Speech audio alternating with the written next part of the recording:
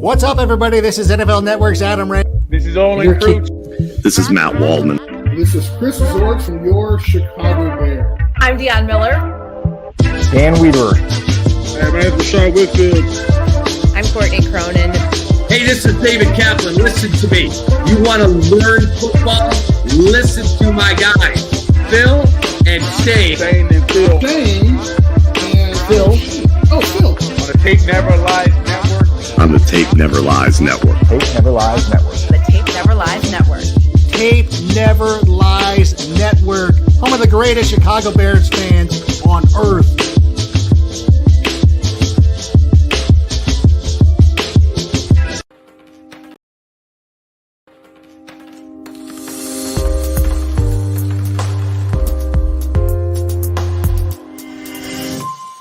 The following show is for mature audiences only.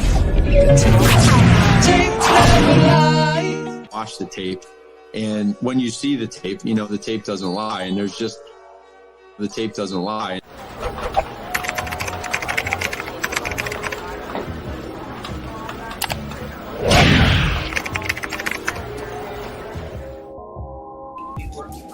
What discipline did you guys lean on to be able to stay disciplined? Yeah, I think, just what we were built on.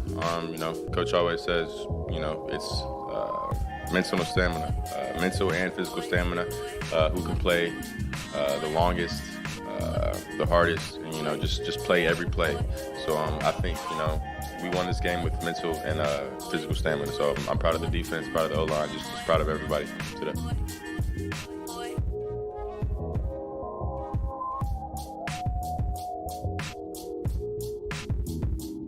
Without a doubt. I mean, you see the way they practice. Guys, these are the hardest practices I've seen in the NFL. Like, it's notable.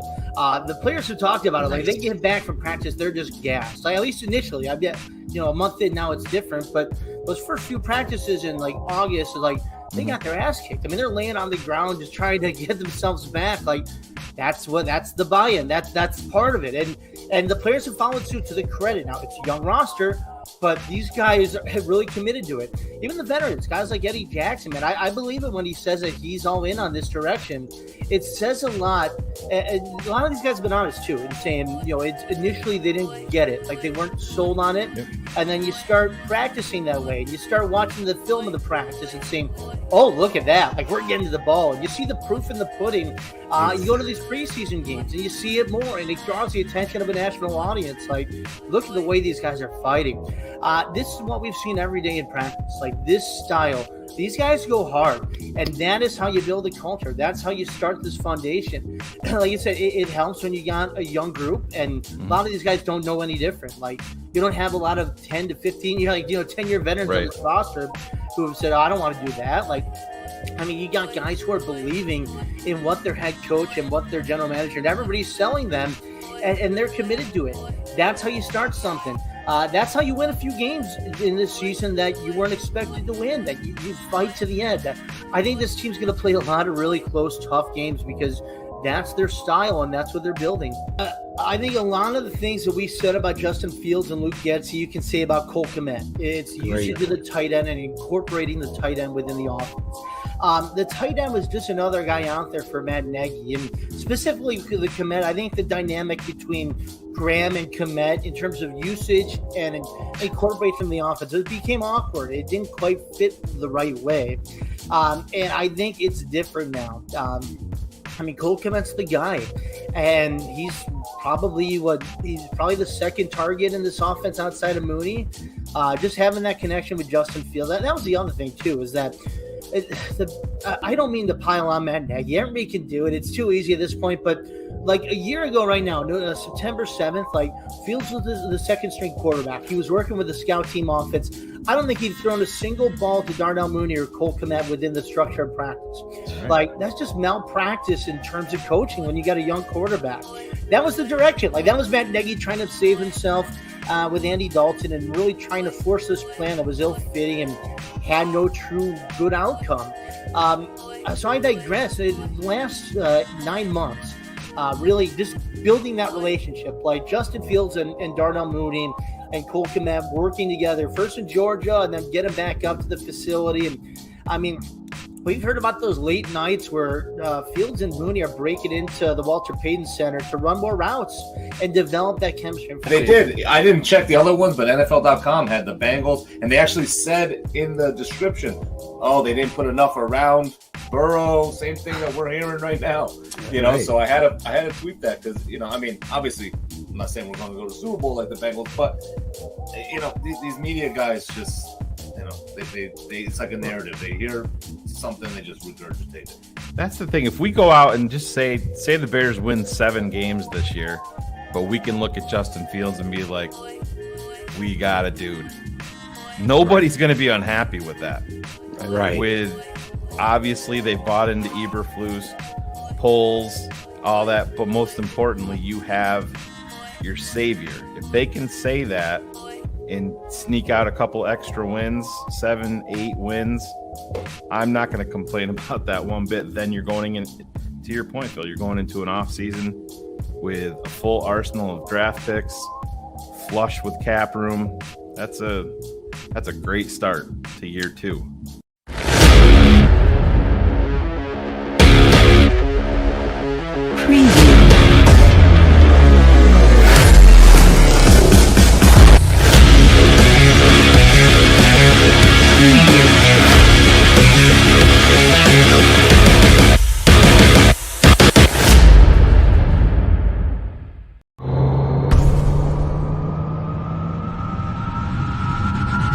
TTNL means to me loyalty, brotherhood, common cause.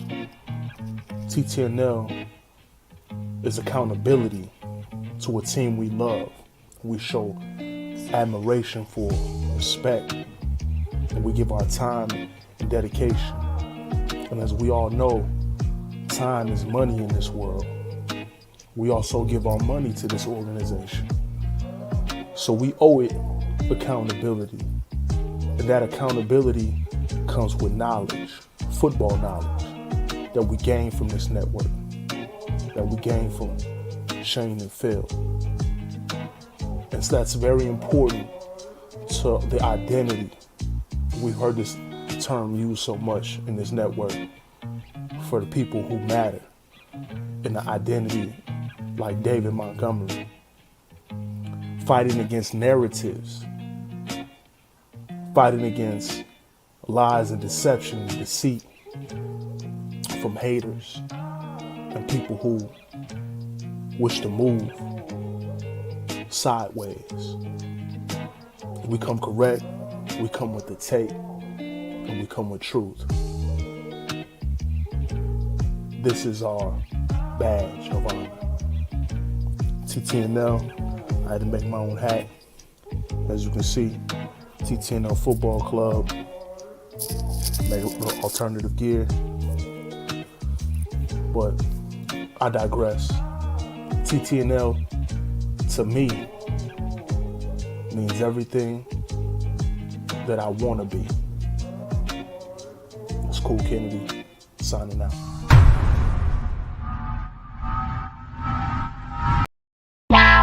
Draft Dr. Phil and the smartest man. Keeping it 100. Chicago's trading up. 100. Yes! What? Oh my God. Here it is! Just recorded. The tape never lies. The people drop off, but we still keep rocking. You'll never know how good your football team's going to be until you play with maximum effort.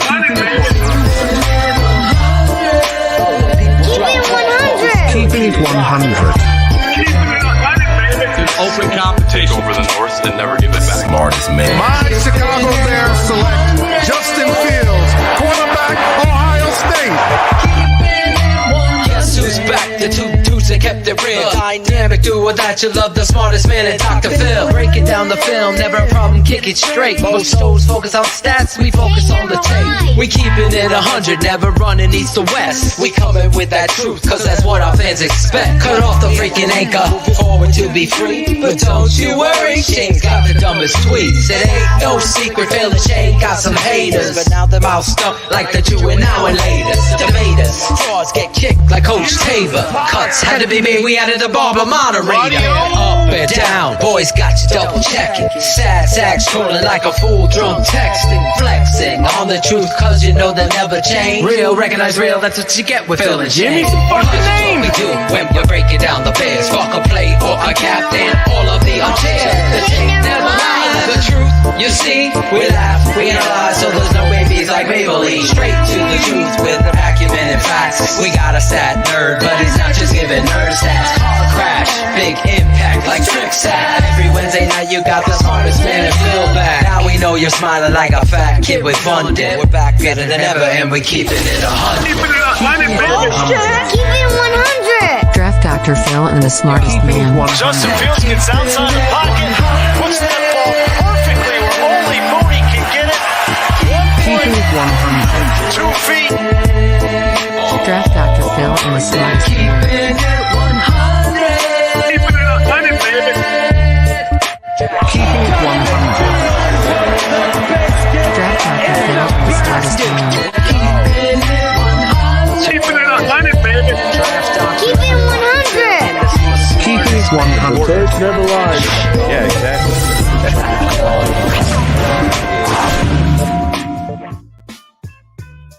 Oh, this is Claudio the Barber, and this is TTNL's Keeping It 100, the best bear show on the planet. Listen, week 1 is in the books. We got a sloppy win on a sloppy field, but a win is a win, and it's fucking Packer week, baby. Let's go. Of course, we got another great show for you tonight. We got the legend. When you hear number 54, you think of this dude. That's it. One of the best linebackers ever to play the game. First ballot Hall of Famer. And my favorite player, no, it is not Rex Grossman. It is Brian Urlacher, baby. Oh. He's coming on. So let's bring on our legends, Shayne, the smartest man, Marsaw, and Draft Dr. Phil. Yo. Didn't you think he was talking about Ricardo McDonald for a second?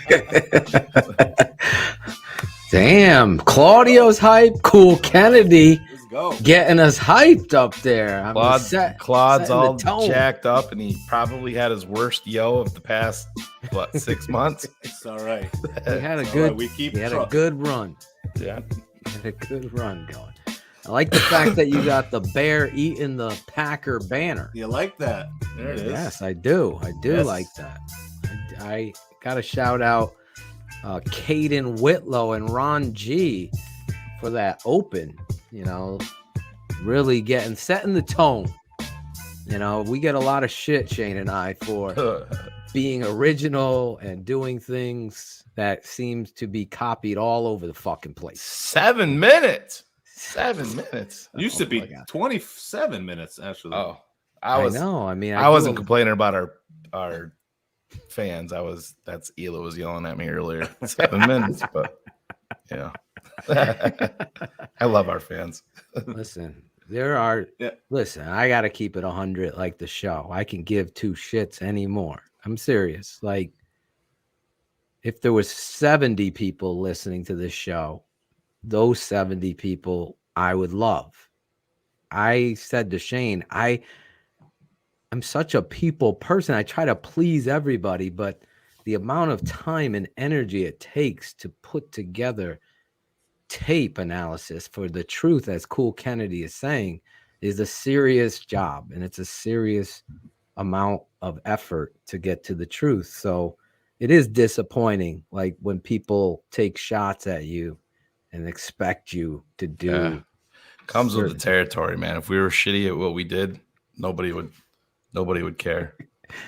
I guess I just am built differently. I have an expectation of people and the people I surround myself with, and then I see other loyalty, everything Cool Kennedy. I didn't see that until as you guys watched it just now. So Ron G, you guys, we asked, what does TTNL mean to you? And at least 70 people or something around that. A lot of people sent in some video messages and writing when they missed the assignment, Shayne. It was supposed to be video. So some of you that write it aren't going to be on video. But Ron G produced all these amazing things. And that's what this is about to me. It is a brotherhood. It is a family. It is a sisterhood. There's a lot, even though YouTube tells me it's only 2%, 2.5% women watch this show, Cherie. We got to get that number up. Oh, it's going up after her read tonight. Yes. Oh, yeah. Exciting news. Exciting news. Manscaped is back sponsoring the show, Shayne. Manscaped is back. So Stay back. I know Angelo's excited. He's got a lot of back hair to shave. So he's excited about it. But yeah, a lot of stuff to get into tonight. I know it offends people if we talk about hip hop or we talk about something other than the Bears, but tonight I was inspired by the family, the loyalty, the brotherhood, the institution, the first ones to do it. That's why I have so much respect for the first, people to do rock music and the first people to go outside the box to do things. I know I was the first to do something and stand in that box. And I wouldn't be that way if it wasn't for Shayne. And we've built something special here. And you fans, I speak for you. I love you all. And I've gotten to meet some amazing people. Tonight, as Claudio said, one of the greatest ever to play the position. And I'll say this, he revolutionized the inside linebacker position when it came to that size, that speed. I've always said that, and I maintain that. And I'm excited to I met him way back in the day in New Haven at Walter Camp. But now, and I predicted that he'd be a Chicago Bear because two guys were with me on a message board saying, you know what, the Bears really like it was Shayne and Cars back in the day. You didn't want Janikowski that year? I didn't want Janikowski, no. So oh God. I we'll be talking about Aaron Rodgers. I still am pissed that he allowed Aaron Rodgers to tackle him on that interception. Remember that? Oh my God, my heart. Should I bring that up? I don't know. Thank you, Maurice. I'm trying to be positive. I want to send some positive energy out there into the universe. And lo and behold, the Chicago Bears victorious versus the San Francisco 49ers. All of us predicted the Chicago Bears to win last week. Except there's somebody. One of these kids is doing his own thing. And I got to be excited about, a lot of things. Listen, the tape never lies. That's why this network. Ratcher's writing his Herbert speech right now while we put him in the background, by the way. How many yards again? I get so fired up because if you watch BHL with the other 12,000 or 13, whatever it is, you heard a lot of criticism. You guys are so negative. What do you? Yeah, it's a win. This franchise has won so fucking much in the past 35 years. It's a who's who among fucking big wins.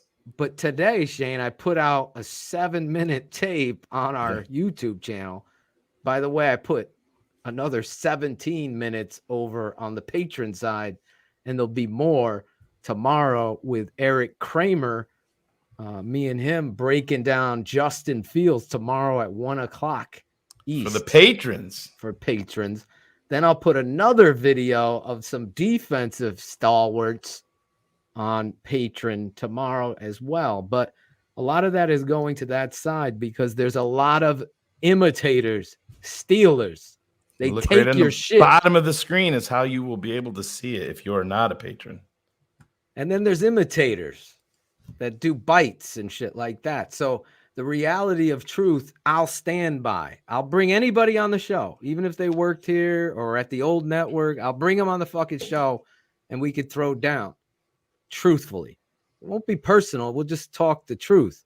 But when I watch the tape, the Chicago Bears offensive line and the offense as a whole is disappointing as shit. It's got to be better. And if we're going to get into some fucking parade because you won, when there's a lot more that goes into football than just a couple big plays. You know, Eddie Jackson making that interception is a huge momentum shift in the game. And there's a lot to get into. There's positives to build on. And I think the head coach, all of us heard him. And I know me and Shayne highlighted it. He's the same shit. He's saying the same thing we're saying. If you're content at that, then you are going to be a bottom feeder because you'll be 1 win and 16 losses. That shouldn't be the goal. So this network will never be meatball. It'll never. I don't see the chat. I don't worry. That's the thing, man. We brought up the negatives because there was plenty of them, but that didn't mean that we didn't bring up the positives. I talked about everyone just hears. But you're right. There's a lot of other outlets that are going to blow sunshine and rainbows 24/7, 365 that have bigger followings than we do, and that's fine. We're just not ever going to be that way. We're not going to sit here and tell you that everything is fine. But I mean, it's the truth. I mean, Phil, when we were watching a game, the first half, oh my God, it was an embarrassment with that offense. Everybody forgets it, Claudio. I sent out a tweet in the first half. You know what it said? Same old Bears. Yeah, who it didn't looked feel like like Nagy that? was calling the plays. It was almost similar. It was, and then the shotgun all the time, this and that. So I mean, obviously it turned out good, but for everybody to not take that into account, is it's kind of crazy, I get Chubbs. I'm just bringing Chubb. I just saw it. Nothing wrong with you admitting that you're a meatball. That's great. But your last part of the sentence is the reality. My job is to bring in my head. Just like that. Let me give you an analogy. When I played Madden all the time, I only played with the fucking Bears. I didn't wear Bears anything other. I only wore Bears. Even at Hofstra, they used to call me Tom Waddle on the field because I caught every fucking pass and everybody knew I loved the Bears and I got the shit beat out of me. I did. But loyalty is and when I coach, my coaches are going to be fucking loyal to me. And we're going to do it this way, and we're going to do it over and over and over again. So the realness is what some of you see, what Cool Kennedy see. And it's not what some people leave here, and then they take their shots later, call a cult, and this shot and that. I raised children. I fucking bust my ass. All of these guys can tell you I'm a hard ass on all of them. Everyone. And some people are all upset that me and Shayne are arguing. Right. I'm standing for my truth against anybody. I won't back down. And that's Phil, what you should expect. I think the more important thing is just to go back to Chubb's point is Chubbs is a patron. He's watched us. And I have no problem if you want to be a meatball fan and scream positivity the whole time. I'm never going to tell anybody how to fan. But if we did that here, saying that we're the Tape Never Lies network, where it's all based off the tape, then you wouldn't respect us, Chubbs. That's if great mic drop right there. That interception by Justin Fields, that was a great read. It was a great read because he's our quarterback. We're never going to do that. Sam Mustipher was in his face, Shayne. We can make excuses. Jermaine Ifedi doesn't like violence. Come on, Teven. Don't stick up for your quarterback. But it's just, you think the coach is looking at the tape and not telling these guys what they did wrong? Of course he is. Exactly. He's going to sit and watch the tape like you guys do and say, this is what you did wrong. This is what you did right. And we need to fix what you did wrong. That's what Coach Eberflus is saying. That's what I'm saying. Shayne and I realized they weren't doing it under Nagy. Right. It verified TTNL beyond anything. Former Bear players come on this show wanting to be on here because they get it and they know whether they agree with everything or nothing, they know it's coming from a truthful, analytical place. I'm not paying Brian Urlacher to come on the show. I'm not paying anybody to come on the show. I want them on the show. Huh? I wasn't supposed to pay him? No. Oh. But anyway, we have to set these rules. And there'll be fucking 12 trolls saying, you guys just brag and talk about yourself. I'm setting the tone for the season because I'm not going to fucking change. I'm letting you know. Real quick. Claude's Penna is getting a lot of traction in the chat room. It's in a bear's mouth, guys. Exactly. He's chewing it. He's chewing. He's eating. He's fucking ripping it apart. Claude, maybe you have to like roll it up a little bit. Then he'll smoke it. Well, Claudio.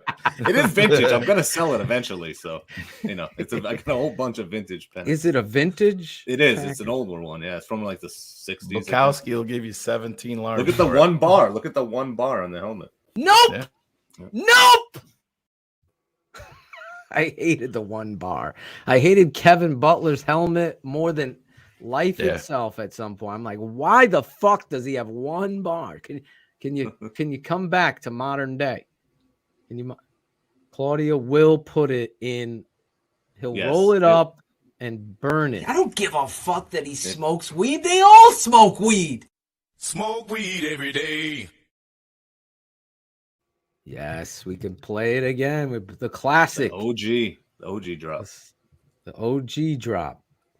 Well, now that we said those, I was inspired. I know Brett Maley was Jeepers Creepers. Yes, he was inspired last week with the fire and passion, but there's no act here. There's never going to be. I will say this, the prerequisite to this network and the family is A, it's for mature audiences only, and B, you're going to see fire and passion that is truthful and honest, and we aren't going to change that going forward. And there's as I'm looking around now, I've never seen more people breaking down tape and not knowing what they're talking about in my life. Honestly, now it's in vogue. It's like breakdancing came out. Every motherfucking kid started breakdancing on the fucking cardboard. And some people just couldn't do it. Some people just didn't have that rhythm. It's the same thing. So just be careful what you're watching. And I'll be like Shayne. I think it's I will never tell you how to fan, but I will tell you on this show, there's no tolerance for fanning over, the truth when it comes to the tape. And that's any player on the team. Any player. David Montgomery, as everybody knows how much I love him. His ball was in the wrong hand. I'm calling him out on it. There's always coaching to the truth. That's it. Justin Fields, same thing. But I got to address this guy, Robert Johnson. I think he's a patron too, Shayne. You're writing a narrative on David Montgomery after a fucking slog fest football game when your offensive line was horrific. And if you're a patron, you know how bad the O-line was. It's like we're back again, mistake after mistake. I mean, we can't even run fucking screen. We cannot run screen. And it's over and over. So we're not going to trade David Montgomery. That is the dumbest thing. After one game, he's bad. Come on.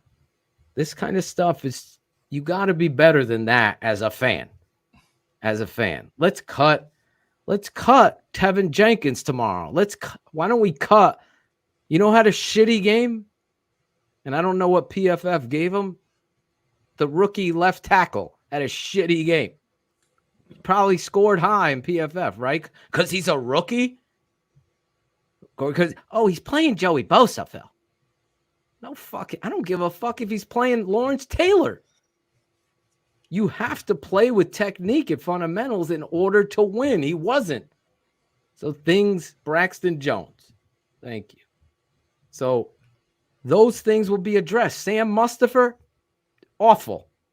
He's not athletic. He's everything I've said, and I don't know what they're gonna do there, Shayne. It gives me agita watching it, and it's like the movement. There's play. And I know I'm going all over the place, and we're gonna get into a bunch of stuff. We got Brian Urlacher coming up. We got Cherie with the Manscaped read. Manscaped's back. TTNL.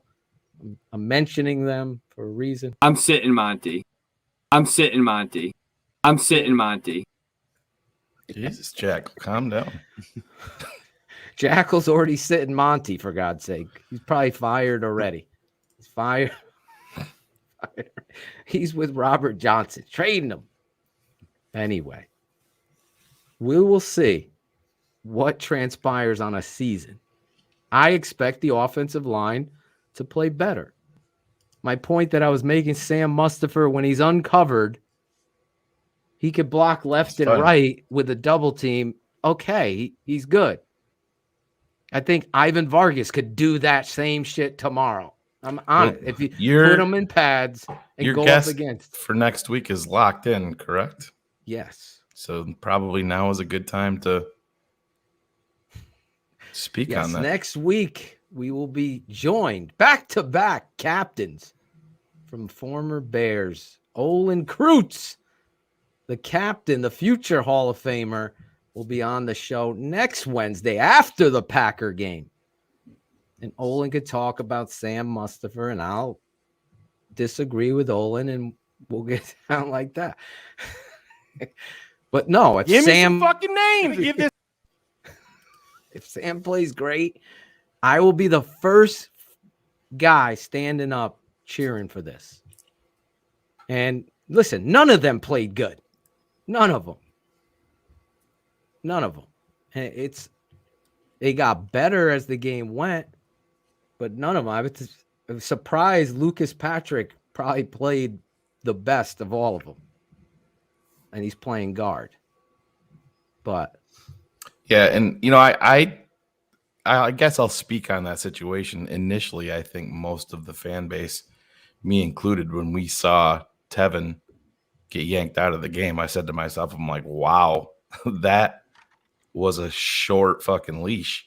And you saw it on Twitter from some of the Bears beat guys, and listening to a lot of the guys after the game and some podcasts the last couple of days from Bears beat guys, they pointed out a great, point of view to look at when it comes to that is Eberflus all training camp hasn't been a guy that said player X is back from injury, we're going to throw him in there and go.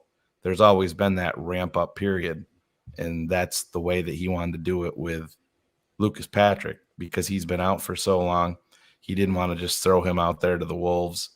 And I didn't think of that during, in game. I didn't think about it from that perspective.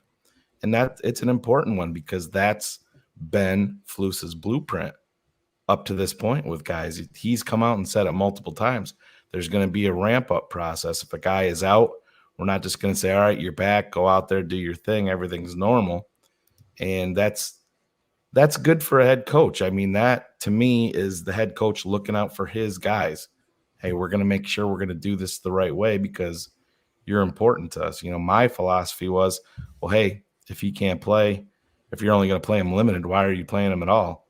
But he was healthy enough to play. He wanted to give him some live reps. But I'll tell you what, when it got to be money time, Teven Jenkins was the guy that was in there at right guard. Teven, out of all of them, I would say, consistently, Patrick played the best of all of them. But Teven is just showing you levels of talent that is off the charts on some of these things where he's just being able to move people and just show athleticism and power and speed and explosiveness. I know a lot of people are showing that, and I'll show it tomorrow to our patrons, obviously. The play where he comes back, slides back, and just knocks Bosa down, then hustles on the out and drives that guy out of about 91 out of bounds. It just shows this is the kind of potential. That's why I'm like, okay, this is your left tackle. Yeah, Olin talked about Teven today. Did he? As a right guard.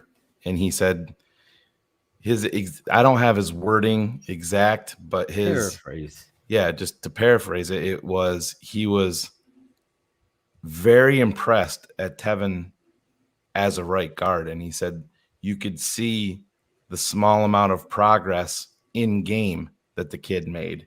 And he said that is a huge step for him. That's a great I agree with him. Buying into his spot. And he goes, if he continues this, he goes, he's going to be a big time guard on this offensive line. That came right from Olin. That's your offensive line guy, obviously, but it's going to be interesting to see how they view this. Lucas Patrick, he wasn't on the injury report that came out today. I know Velas was limited.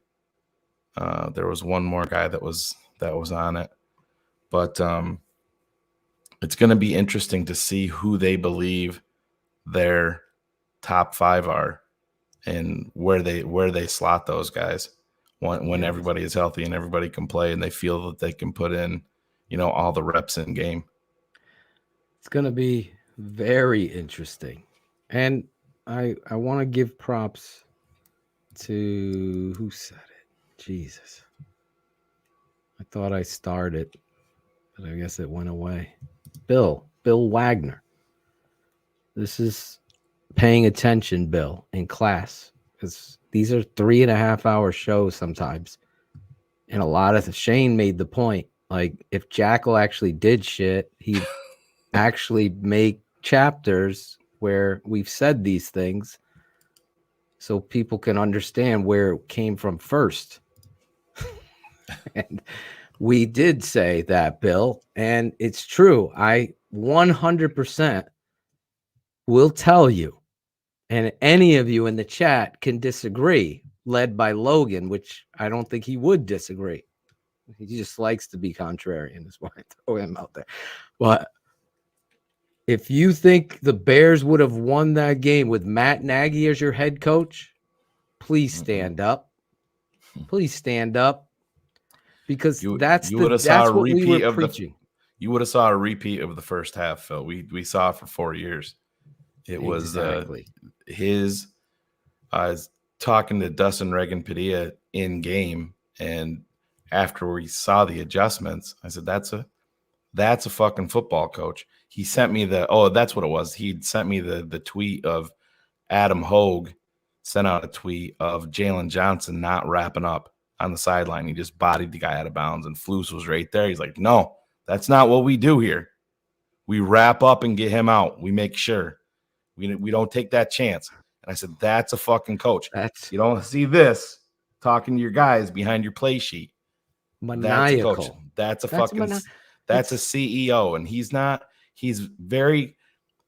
they said that he doesn't say a whole bunch, but he gets his point across. You heard them say the same thing with Lovie, and we can talk about that with Brian a little bit tonight. But you don't have to be. You can be maniacal, and you don't have to be screaming. You don't have to do the Phil Toshin rules of football screaming in the DDP rant session. Everybody's built differently, but I can get my point across to my son perfectly well. Just by raising my voice a little bit. Yeah, or with a look. You can do with a look, too. Yeah. I think that's what you're pointing out. I think, again, I want to say this because at the old network, we were laughed at when, I know me especially, when I said the most important hire or free agent signing is the head coach. It is. It's the most important because the tone, the culture, the love that you give your team. I am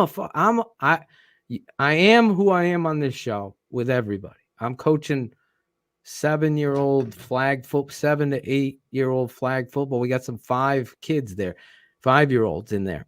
I yell at those 5-year-olds. I know Mommy, Susan, and Karen over there are upset with me. But at the end of the day, maybe the father's like, no, he needs to be. I hope he needs to be hard on him because I'm teaching them the game and to play. Pay attention, Johnny. Are you paying? Steve, are you paying attention? What do we do on sweep? What do we do? Who you block? And I'm coaching my ass off. It's the hardest coaching job you'll ever have because you're having to teach, but you bring that through. You never expect players. Played at Kansas. He played at Morehead State. He played at Towson State. He played at Ohio State. Whatever the fuck state he played at, he doesn't know. You have to tell him. This is the expectation. And then grows the love. And a good head coach is going to make them better because they're going to believe. And you know what? They won in the second half because they believed in the philosophy that everybody laughed at except us. You think Flus is putting his kicker out there to kick a 64-yarder when he's got exactly a 200 and what was it, $56 million quarterback? I know this is Bear centric, but man, wow. Nope. It's the exactly. Great point. It's the great point. And to that, to hack. Think he's kicking on second down in Minnesota? I would. Nope. He can go on. There's been so many times, just in the last Nagy years, where there's situational football that is completely lost. And the media doesn't hold them to a fire. In fact, they defended him for 3 years. So the reality of where this team is starting from is from a good place because of Eberflus. Obviously, Poles doing some good things and getting some talent there. Robinson, that kid is going to be something, man. Just letting you know, Dominique Robinson. But we said that during draft mob. How many times have you watched that sack? I mean, you're talking about how much is Trey Lance weigh? I know it's 230 plus. Yeah, he's about 235, I would say. Yeah, but you're talking one hand, dude, and he threw him down like it was Angelo, eating chicken wings. It was crazy. And they threw him down like Angelo. The reality of this, I'm telling you right now, all praise be to God. The game of football is the greatest game, but the best teams are the best coached. They're not. The NFL is full of talent.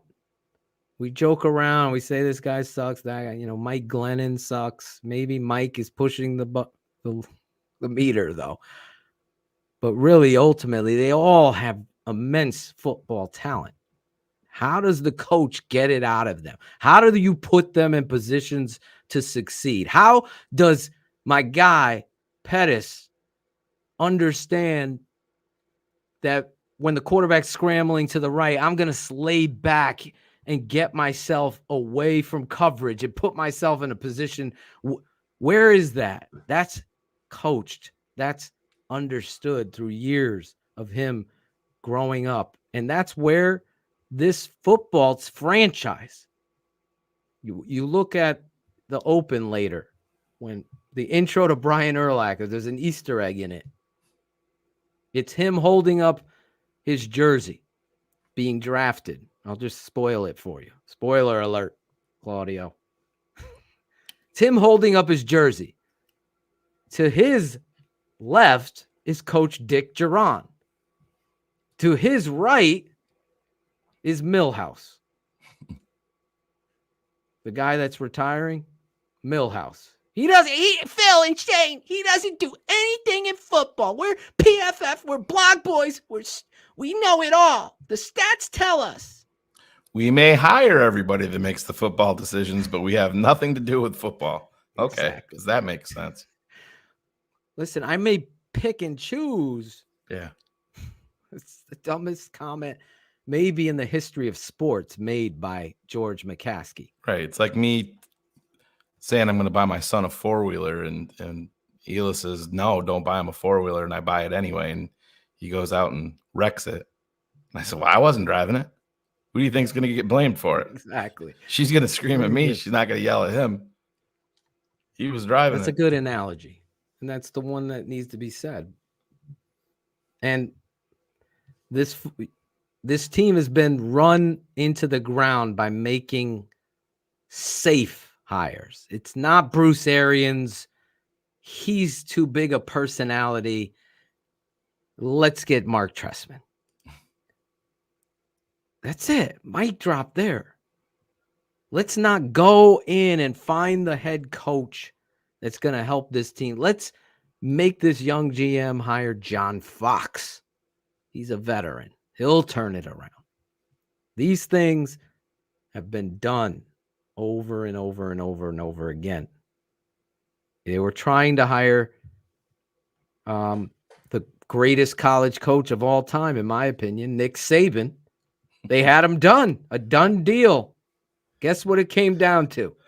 Cars was at the airport for that, Florio. That's in the Wayback Machine. Nobody knows what I'm talking about, but Cars does. I'm sure he just chuckled to himself. We have some breaking news here, Phil. Breaking news. The Tape Never Lies Network. Breaking news. So Bear safety Eddie Jackson was on NFL Network earlier, and they asked him about the Aaron Rodgers "I own you" comments, to which Eddie said, "You take that to heart. It's definitely fuel to the fire. Sunday night is going to be interesting." There you go. Remember, under Nagy, it didn't matter? Yeah, it doesn't. It's just Aaron being Aaron. You be you, Aaron, over there. Keep on kicking our ass. I just don't get, like, that just gets under my skin beyond anything, is that mentality. I'm a fighter. Every game is going to be won. Every inch, every personnel decision, I'm putting the right guy in there to do it.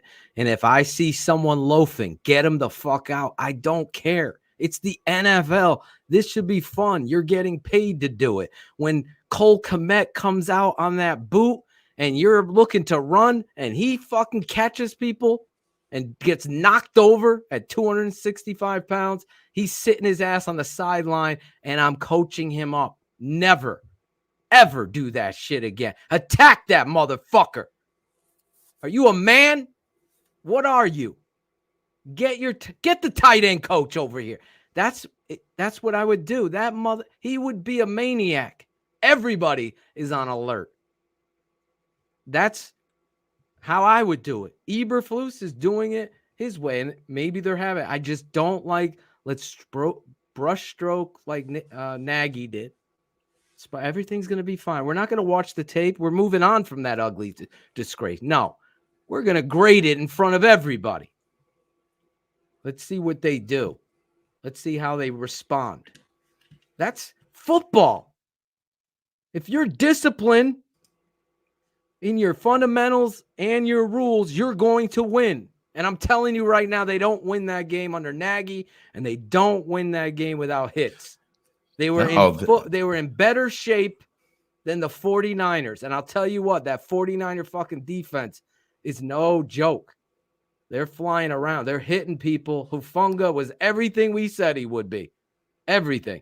Yeah, if you're a patron, go back and watch Draft Mob when we broke down Hufanga. I mean, he was on multiple shows talking about. I mean, that dude was everywhere. But to your point about Matt Nagy, Phil, I getting a little bit of time to just look around the league at some of the games, and I'm looking through, and I'm like, Flacco had 59 pass attempts. Joe Flacco in week 1, your backup quarterback.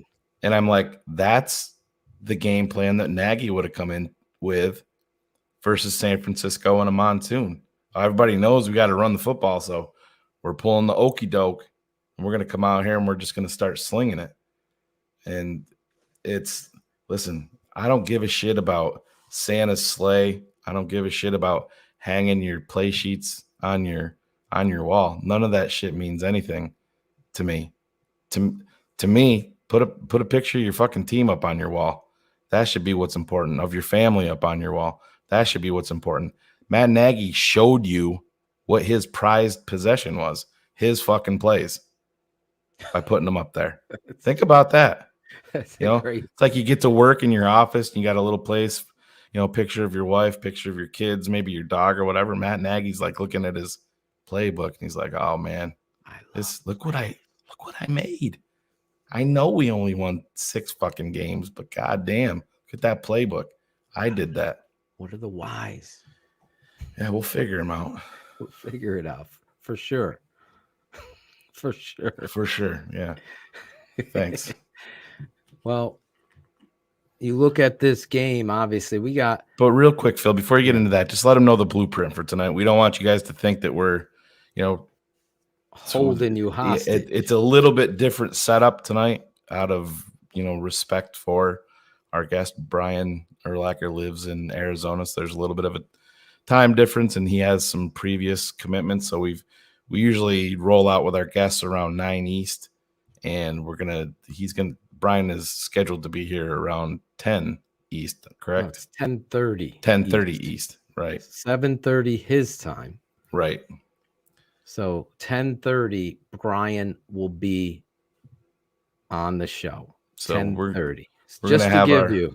Yeah, we're not trying to hold anybody hostage to. We're not going to hold you till the end of the show with huge breaking news. Huge news.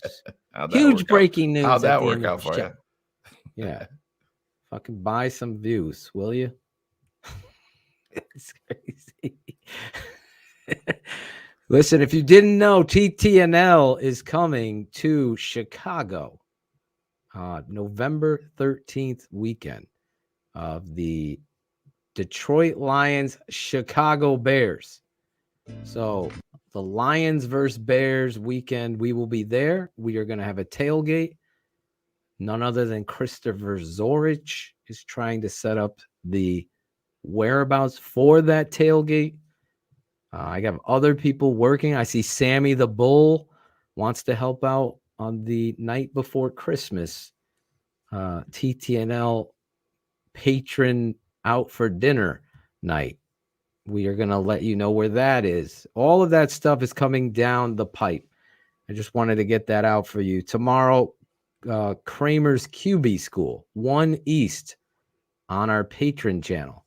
We're going to be looking at Justin Fields, me and Eric Kramer live, 1 East. It'll be about a 45-minute show to no more than an hour. So this jump is a good in one. there. Michael Fredrickson, have you guys talked about Leatherwood being out for 4 weeks with mono? Yes, he's got mono, so he's going to be out for the next 4 weeks. That's glad we got that covered. I don't know what else we could say. All we can say. Michael, I love you, bro. I'm just busting balls. But yeah, I mean, he's got mono and he's out for 4 weeks. I don't know. Hold on. Bullets will break that news during shout-outs. I promise you. Bullets probably doesn't even know he's on the team yet. Who? Leatherwood's on the team. Have you seen that kid, Leatherwood, at Alabama yet, Shayne? Broke him down yet? Yeah. Other guy, before we get it, because we're going to switch the show around, do our tweets. Cut It Out is back. Cut It Out with Claudio is back. Bear Up, Bear Down is back. And you're doing tweets tonight or no? I didn't even ask you. I can. I know we got to pack a lot into a little, so we can, if we have some time, we can go to them. But okay, so I know one thing. I know one thing that's back. Oh, go ahead. Oh, we're going to this early in the show. Yeah. We want to get it out there. We got to be fresh for our boy coming in, Sharif, right? You don't want curls down there. Wow. There she is. Lady Bear is back. The Reed is back. Manscaped is back. The Code is back. And TTNL is back. The season is back. The Bears, there's a lot of back. And if you have a lot of back hair, like Christopher Jackal, you will be down with this non-cutting, non-splicing razor. I have one. I'm down with it. Cherie. Yes. I'm happy to be back. The Bears are 1-0. Yeah, I'm ready. You are ready? Yeah, I love balls. Gotta get you in the ready stance. Oh gosh, I feel out of practice though. It's been a while. That's right. It's like riding the bike, girl. So long. It's gonna be 7 minutes of the best read of your life. It is a little. Can we talk about the length of the read? I got it up. It's a long one, right, Sheree? Yes, it is. I got it up. Sheree. Bratcher is DMing me. He said he wants some Manscaped. He product. wants some swag. Yes. Are they going to send us out a gift package? I'm working on it. I told him Bratcher's in big time fucking need. I've heard some stories about some of his buddies back in where is he live again?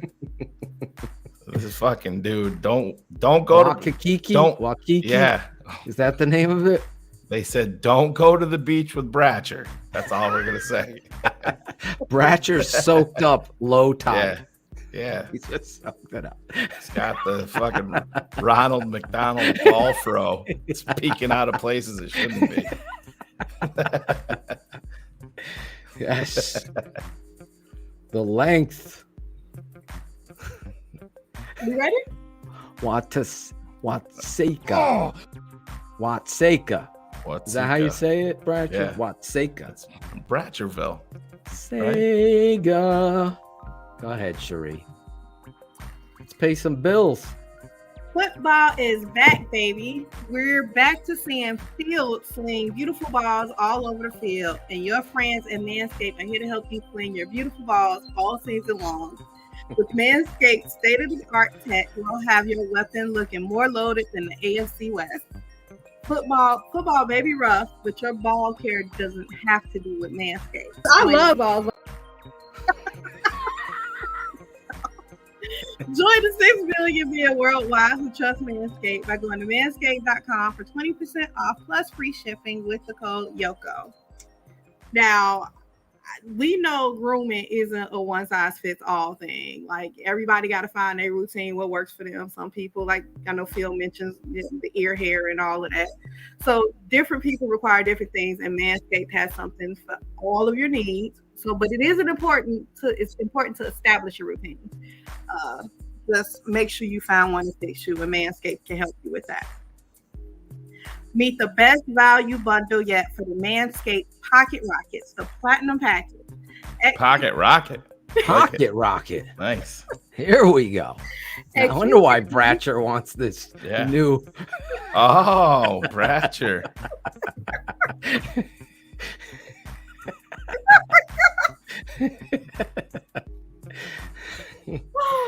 Okay. At QB, we got the leader of the package, the Lawnmower 4.0 trimmer, a wily vet who makes sure the unit is running smooth and the scoring nonstop. With proprietary advanced insect technology, the Lawnmower limits mistakes and protects the ball. Plus, it's waterproof, so the weather conditions are no issue, not unlike Chicago. I love balls. Tell him, Sheree. At running back, we got the Weed Whacker ear and nose hair trimmer. They got that for you, Phil. Yeah! I needed that. We know who played that one. Built to bust through all the right holes, a hairless nostril just helps keep the nose for the end zone. Yes. On the offensive line, we have our unsung heroes, the Crop Preserver Ball Deodorant and Crop Reviver Ball Toner. The Trent Williams and Corey Lindsley of Sack Protection, standing strong to keep your boys fresh and clean through all 4 quarters. At wideout, the cleanest duo in the league, the Ultra Premium Body Wash and Ultra Premium 2-in-1 Shampoo and Conditioner.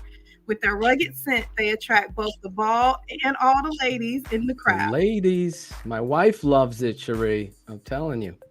I'm getting low on my body wash, Shayne.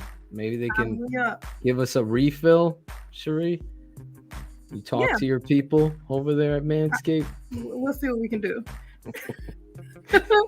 Plus, these two leave your skin and scalp feeling more hydrated. That means more plays on the field and less water breaks. At tight end, the product that makes your end look tight. Manscaped anti-chafing boxer briefers. A dedicated jewel pouch to increase ball handling and a cool, steady vibe thanks to their moisture-wicking fabric. On defense, there's only one thing you need: the aluminum-free ultra premium deodorant. With refined cologne quality fragrance, it keeps sweat and locker room scents from making any burn. Plus, it dries clear, so the opponent won't even know what hit them. To top it all off, we throw in the best coach in the league, the Shed Travel Bag. As a free bonus, built to hold the team together, this travel size bag has a fumble-resistant zipper. This has got to be a Super Bowl winning roster, but don't take my word for it. Go to manscaped.com and get 20% off and free shipping with the code YOKO. That's 20% off with free shipping at manscaped.com. When you use code YOKO, Manscaped, for turning your player into an MVP. There it is. Cherie is back. What a great job. I actually liked when you just spoke on it. That's my favorite part of that read because it was just so authentic. And let me just tell you, YOKO for 20% off. Cherie is not lying. I honestly they gave me the 3.0 and the 4.0. So I used both of these. One for my beard I trimmed down with the 3.0 with the Phil, do you still have that picture loaded up of when you were pre-Manscaped? It's right here. Is that what it looked like? Got a little crazy. That was when I was swimming in the Punta Cana. There was so much seaweed. It is a long read, but Cherie is the best. So good. She does it so good. That's what he said. That's what he said. Exactly. Listen, use the promo code YOKO for 20% off and free shipping from TTNL. Remember, TTNL told you. I'm just speaking as someone who has this stuff, and I'm telling you, the body wash, the shampoo, the clippers, the travel bag, the nose hair trimmer, all of that stuff. You don't want to go out. I hate those friends that don't tell you.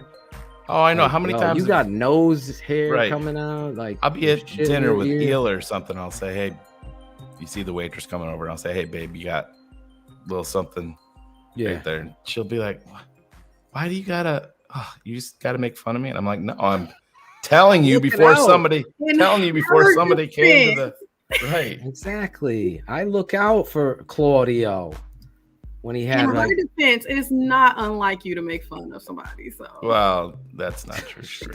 I don't know where you get that from. She's having a Twitch reaction. Awesome job, Lady Bear, on the read. Manscaped. Go over there, YOKO, 20% off plus free shipping. All of that goes to you. Tomorrow, 1:00.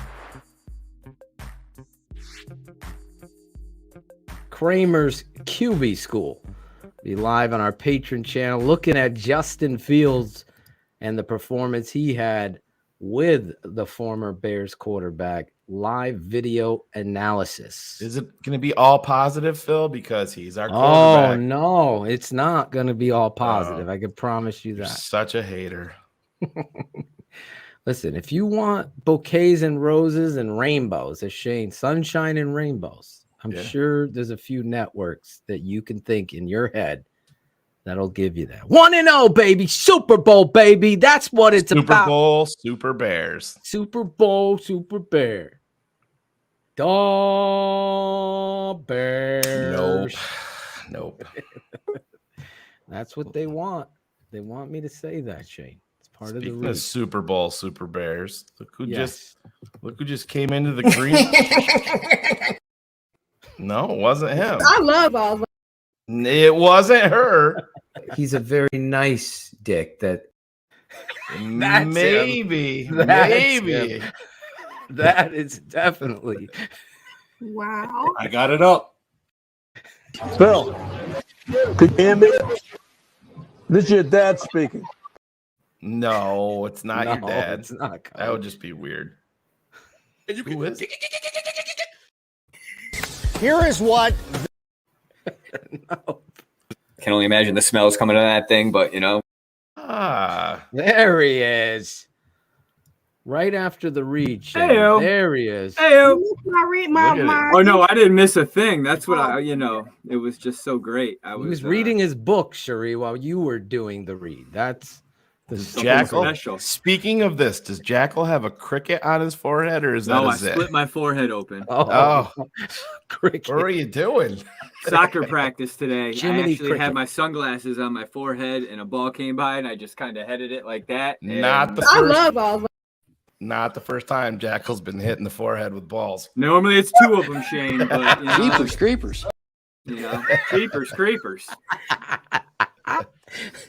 Normally it just like sits right there. Oh man. What's There's up, so much Christopher to Jackal? learn. You How look we like doing, lady and gentlemen? you look like your MacBook Pro'd up there with the Yeah, you're clean so picture. clear. That's what happens. You Holy upgrade cow. a little technology. Next thing you know, Let me tell. Don't tell Ron G. He hates these Apple products. Oh yeah, he's gonna hate you now. He's gonna actually. You got a window there. I bet if you peek out your window, you might see a little tip of a machete out there. Creepers. I'm hoping his bracelet goes off when he leaves his property. I'm gonna put a little bit of fire and metal into that MacBook Pro. He's gonna say. So man, I fucked up, but for sure. Okay. So man, I fucked up, but for sure. Okay. Okay. Listen, you guys did something okay. Your first night, Keeping It Fantasy, the new show on the network. Fantasy football is back. Keeping It Fantasy, every Tuesday night, 10 East. That's 9 Central. 9 in the region as well, Cherie. I'm sitting, Monty. Oh My my context God, is important. I can't believe in it. that. Can't Context is believe important. this. Come on. I can't believe this. He used to be the A team. Creepers. Told me he's not a. Jackal told me he's not a mutter. He's not a mutter. There's only one answer. I'm sitting, Monty. Oh, Jesus. Is it going to rain in Green Bay this weekend? Is that the call? Somebody said 50 or 60% chance. Did you catch it? Really? I heard. I did. Nice. Do it with chopsticks. I can't do chopsticks. Can you eat with chopsticks, anybody? Yeah, I can. Yes? Yeah. I can't do it. I cannot do it. I've tried. Cherie, you've never tried? My friend tried to get me to use the little training one, and You just get like pissed off and go knuckle deep down into that and just start shoveling it in. No, I'm the one asking for the fork at the restaurant. I'm me that person. too. I'm with you, Cherie. I'm always asking for the fork. You can do the chopsticks with the that are actually fused on the end. Little trainer. trainer. Give your I kids. tried. Yeah. It didn't work out for me. No? No. Well, listen, TTNL's back. We got Jackal back. We got Claudio back. Ivan, Bratcher. And tonight we got Brian Urlacher making his appearance. He'll be coming up at 10:30 East. We'll be seeing Brian Urlacher. For now, though, why don't we do what we haven't done in a long time? We'll bring everybody in and start the show a little something like this.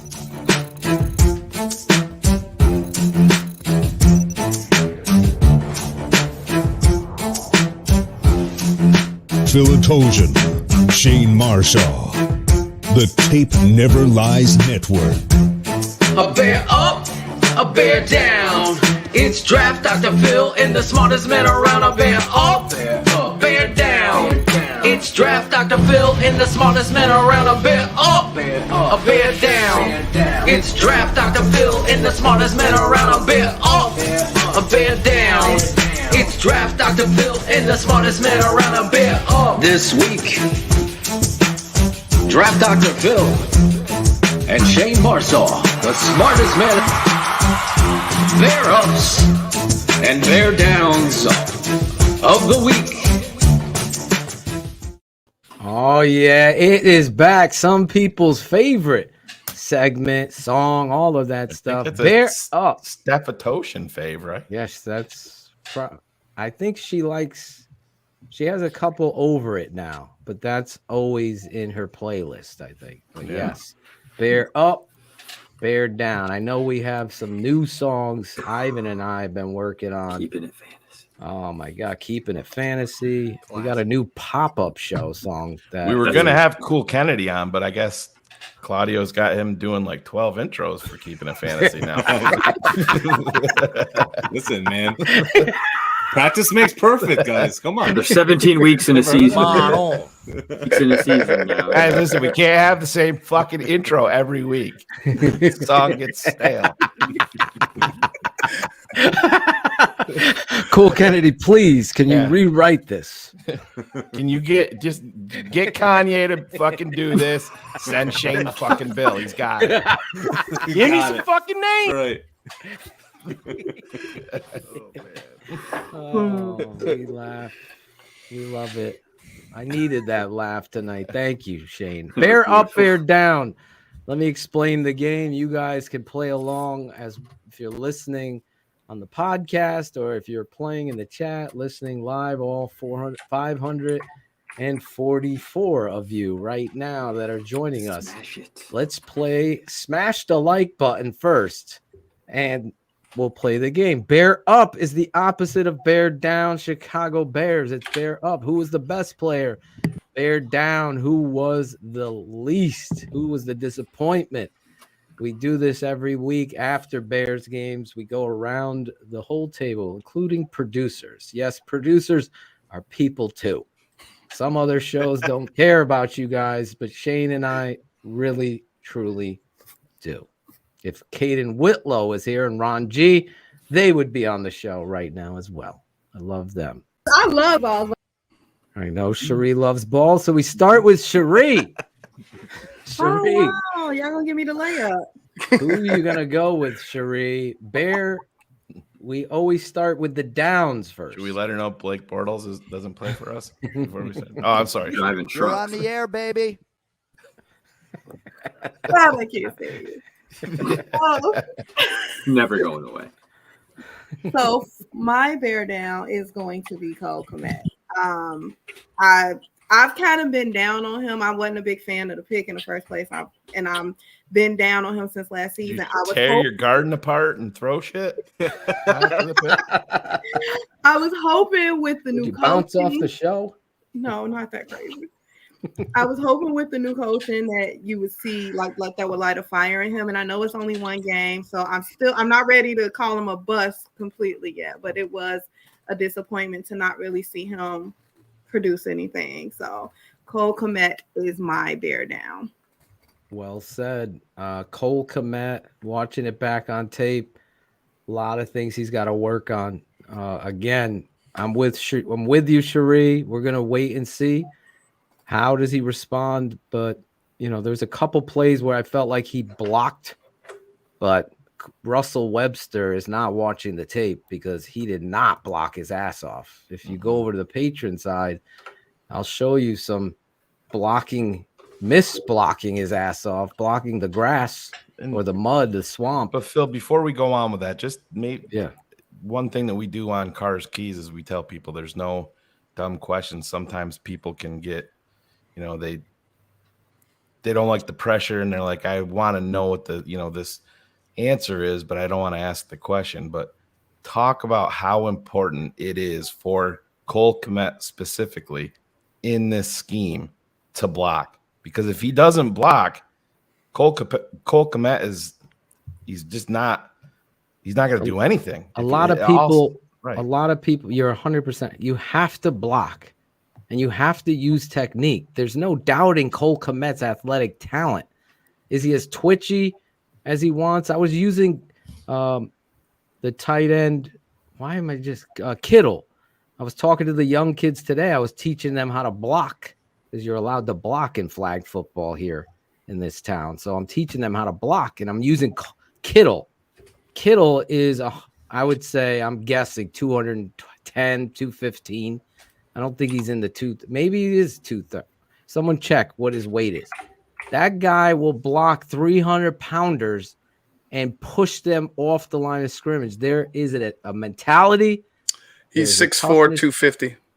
Yeah, I don't see 250 in him, but if he is, that's great. 245, 250. Wow. He plays with Did you say every 210 you thought he was? I was about 220, 225. Maybe in Iowa. Yeah. Yeah, maybe. I'm maybe way in the off region. But that motherfucker can block his ass off. 245. Cole is 265. Okay? 20 pounds heavier. He's 6'6". Block like a man. Now, everybody's going to go back to Khalil Herbert's touchdown run.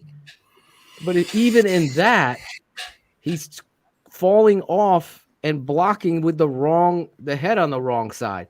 These are the things that you got to improve on. A lesser coach, Matt Nagy, would allow that. Hey, we scored. We scored. That's not how it is. Watch the whole game. There's a screen pass. Cole Kmet's confused. It's all over the place on the tape. Now, it's completely wrong about his weight. You can give me shit for that. But he looks so slender and he plays so tough. I don't see that in Cole yet. I was hoping to. What I saw in preseason, I was getting excited about. But again, to Cherie's point, it's one game. I ain't quitting on Cole Kmet. I'm just telling him, let's go. Let's have some pride here. Because the other kid, 84, who's less talented, is trying his ass. I know there's an effort there. It's just got to get better. So go ahead, Cherie. Great job there. Ivan, go down to you. Who do you got? Your bear down. My bear down, I want to go with the unit. I want to go with the kicking, both kickers, to be honest with you. You got one talking about loving the footing out there. I know it was a monsoon. I'm not going to crucify Cairo Santos, but if you're going to talk about it, go make the fucking kick. You know, and then the punter Gill with the whole towel gate. Like, you got to – when have you ever seen a player go out there with a giant fucking beach towel like he had? It wasn't a – Shayne, you're on mute. You're on mute, Shayne. Shayne's on mute. Shayne, yeah, I've been coughing. Cairo in post game in the locker room said that was all on him. It was his fault. He told the rookie punter to do it. So okay, got to give him some. Well, then honestly, then it all falls on Cairo to be. There you go. Cairo, bear down. There it is.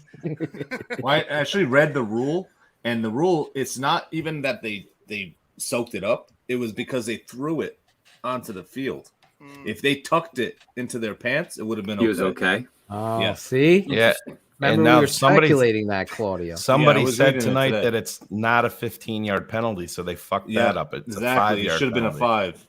Yep. So they would have still been able to. Well, knowing our luck, you still would have been able to attempt it and miss it. But yeah. My father was 100% right, and if you're a patron, I'm going to show you how Cairo Santos steps in the mud, where he puts his foot, forces his angle, and how he kicks both kicks. It's a coaching point. Again, if you saw BHL, you know exactly. Phil, you better look in the private chat there. I never go to the privates. I know. That's why I'm reminding you on there. Thank you. How do we do private? It's a nice picture, Sherry. There we go. Wow. So let's run this quicker here, and let's go to Claudio. Bear down. Bear down. All right, quick. Blazing game. He missed some key blocks in this game. I need to see more out of him, especially if we're going to hopefully be in the I formation more.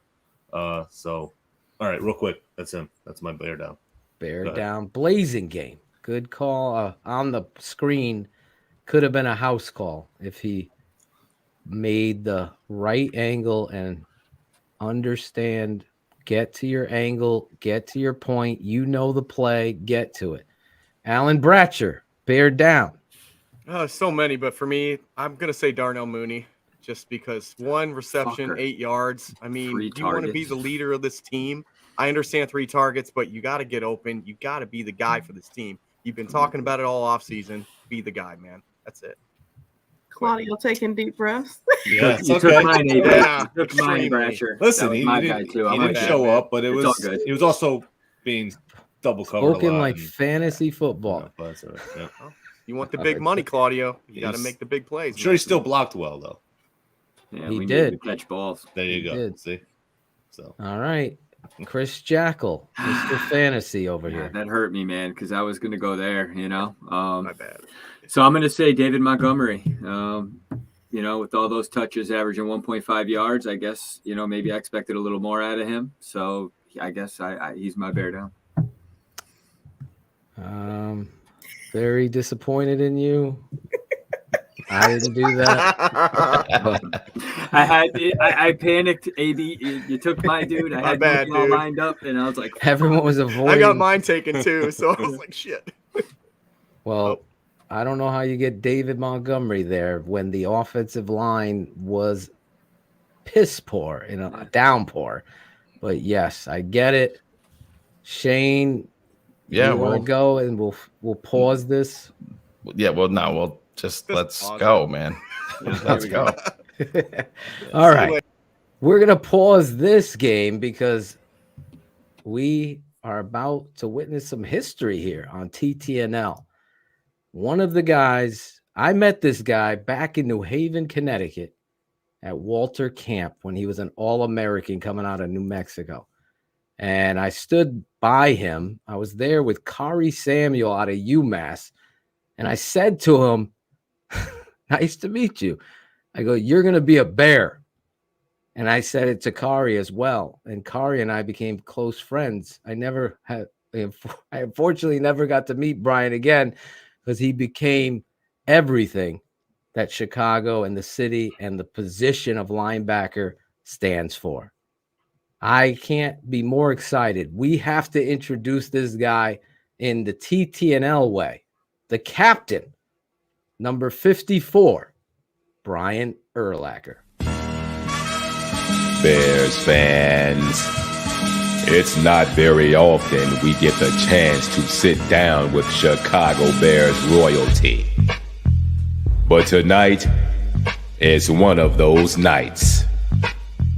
This former Lobo came to the Midwest after being selected 9th overall in the 2000 NFL Draft. Since then, some of the hardware he collected was 2000 NFL Defensive Rookie of the Year, 2005 NFL Defensive Player of the Year, 4-time first-team All-Pro, 8-time Pro Bowler, was named a member of the 2000s All-Team Decade, named one of the 100 greatest Chicago Bears of all time, and oh yeah, he also caught a touchdown pass from punter Brad Maynard. Bears fans, TTNL fans, get up out your seats and give it up for number 54 himself, first ballot Hall of Famer, Brian Urlacher. There he is. That's a pretty good intro right there, y'all. Yeah. I love that. Brad Maynard caught a touchdown pass from Brad Maynard. That's probably my favorite one right there. Little stat. That was. Oh, I still remember that. I'm one of those crazy guys, Brian. Back in the day, I have unfortunately, there's a lot of losses. I have every Bears game on tape and still have them to this day. And it's I love it. And I know there is a lot of L's, but man, so excited to have you in tonight. I'm happy to be on the show. Sorry I came in a little late, got hung up today, and then one of my high school buddies ended up being in town, so I had dinner with the old buddy who we won state champs together, so we had to do that. Nice. Yeah. Hey, You don't have to apologize for anything. You're the legend, man. Are you telling my wife that? Just say, hey, he can do whatever he wants to. He's a Hall of Famer. Just leave him alone. Yeah. If you want, I can. I wish that flew around my house. Yeah, don't we all? Don't we all? Oh, we do. All. Yes, we do. Yep. Listen, let's start it off. Let's go back. Draft day. Shayne always asks this question. I'm going to ask it tonight. I still remember meeting you, and my father was with me at Walter Camp, and he was like, did you see the size of this kid out of New Mexico? I go, he's going to be a Chicago. I told him he's going to be a Bear. I feel. And sure enough, what was it like for you? You weren't recruited highly. You were small. Everybody kind of knows the story. New millennials, maybe not. But then you go to New Mexico. You're an All-American, and then you're drafted by the Chicago Bears. Where were you when that happened? Well, I was in Albuquerque, which is I'm not from Albuquerque, but I went to school there, obviously, at the University of New Mexico. But I grew up in Lovington, New Mexico, and then pretty much all my close family came up for the draft. Mel Kiper had me pegged number 9 to the Bears right when the NFL season was over. He pegged me right there. I was like, first round. I almost came out my junior year. I'm so glad I didn't because physically, I think physically I was ready, but mentally I got so much better my senior year. Just footwork. I played safety my junior year too. My senior year I got so much better at just reading things and being patient and I got to play receiver, return kicks. I just got to be an athlete. It was so much fun. But it was amazing when they called my name. I took a visit to Chicago. I went to the Jets, the Bears. I went on one more. I don't remember where it was. Might have been the Giants. But I pretty much knew that's where I was going to end up because Mel Kiper. And I was a little nervous. I thought Plexico was going to slip to them at number 9. Yeah. And it's funny because I talked to the coaches when I got to Chicago. I'm like, well, if he'd have been there, we probably would have taken him. I was like, damn, I'm glad he wasn't. Thanks, Pittsburgh. I'm glad they drafted him. I remember Mark Hatley talking right before the draft saying, we're going to have a basketball team out there if Plexico drops. Because, Marcus Robinson was there. Book was there back then. We had I don't know who, I remember our tight end was tall as hell too. But we would have had some big receivers. I'm glad we didn't have big receivers because I'm glad I got to play defense there. Oh, man. But Brian, I got to jump ahead a little bit. And we've had the honor of, talking to Olin. I've asked him this question. We had Thomas Jones on. I asked him the same question. I gotta jump into the Super Bowl real quick. I know this is moving ahead, but the number one question that I ask is Olin and Thomas had the same response, and I want to see if you do too. Okay. When Devin houses that, what is going through Brian Urlacher's mind? Because the game's over. Exactly. It's done. Devin takes the opening kick. First of all, I couldn't believe they kicked to him. Yeah. And then even beyond that, after we kick back to them, Chris Harris gets a pick on 3rd down. Oh, right. And I'm like, damn, this is gonna be great. And then it didn't go out the way we wanted to after that. But right when Devin's around, I'm like, this couldn't go any better. Greatest start ever. And then we had our issues after that. But the going through our minds, we're gonna win this game. And going into the game, I thought the same thing, but even more so as Devin's returning that ball. And then when Chris gets the pick, I'm like, oh, they're done. Wrong. I wish they felt the same way. Yeah. Colts didn't agree. You honestly revolutionized the position. I've scouted for years. I coached for years. And this isn't because you're here. I've said it. I charged the first ballot Hall of Fame. Why do you say that, though? Is it because of my size and combination? Your ability at your size. Because Ray was pretty damn good, too. Oh, yeah. Ray wasn't as long and tall. I get it. You were unbelievably athletic as well as explosive. I asked everyone, and I'm going to put it out there in true. I've said it a few months ago. I'm like, Brian Urlacher took over games. This is a guy that said, okay, get on my back. I'm going to fucking win this fucking game. That happened. We saw it. We witnessed it. You don't have to say. I saw it. As a coach, I looked at it. I'm like, this guy was a leader. You were unbelievably talented athlete, but you also were the ultimate teammate. I could see that you cared. So when I was looking at what Roquan was trying to make and what he was saying, I'm like, well, I haven't seen him do what Urlacher did. And, you revolutionized that position. You deserve. But what was it like getting that knock on the door, being a first ballot Hall of Famer? Yeah. First of all, thanks for all those kind things you said. I appreciate that. No, it's the truth. I'll give you a story about what the size thing. We're playing against the Saints, and I saw Drew Brees years later, And he goes, in practice, we could always, because in cover 2, I was down the middle all the time. You guys know I always had to be the freaking down the middle guy. He was like, in practice, we completed those balls like over our middle linebacker and scout team all the time. No problem. He goes, and then in the game, he goes, we didn't realize you're 6'4". We didn't realize how hard it would be to get that ball over you. Because then the higher you throw it, safeties converge. The longer the ball's together, the more. And he goes, those balls just weren't there in the game. He goes, in practice, we nailed that thing all week long. We were gonna get in the game. He goes, and we didn't realize how tall you were and how long you were in the middle, which, I was lucky to be born that way, I guess. But to get that knock on the door from David Baker, first try, really awesome. It was a relief. It was an amazing feeling, but it was relief, honestly, because it's the process sucks. Going through that thing, I can't imagine going back there the next year if I didn't get in, sitting through that whole process, waiting for the knock or the phone call if you don't get in.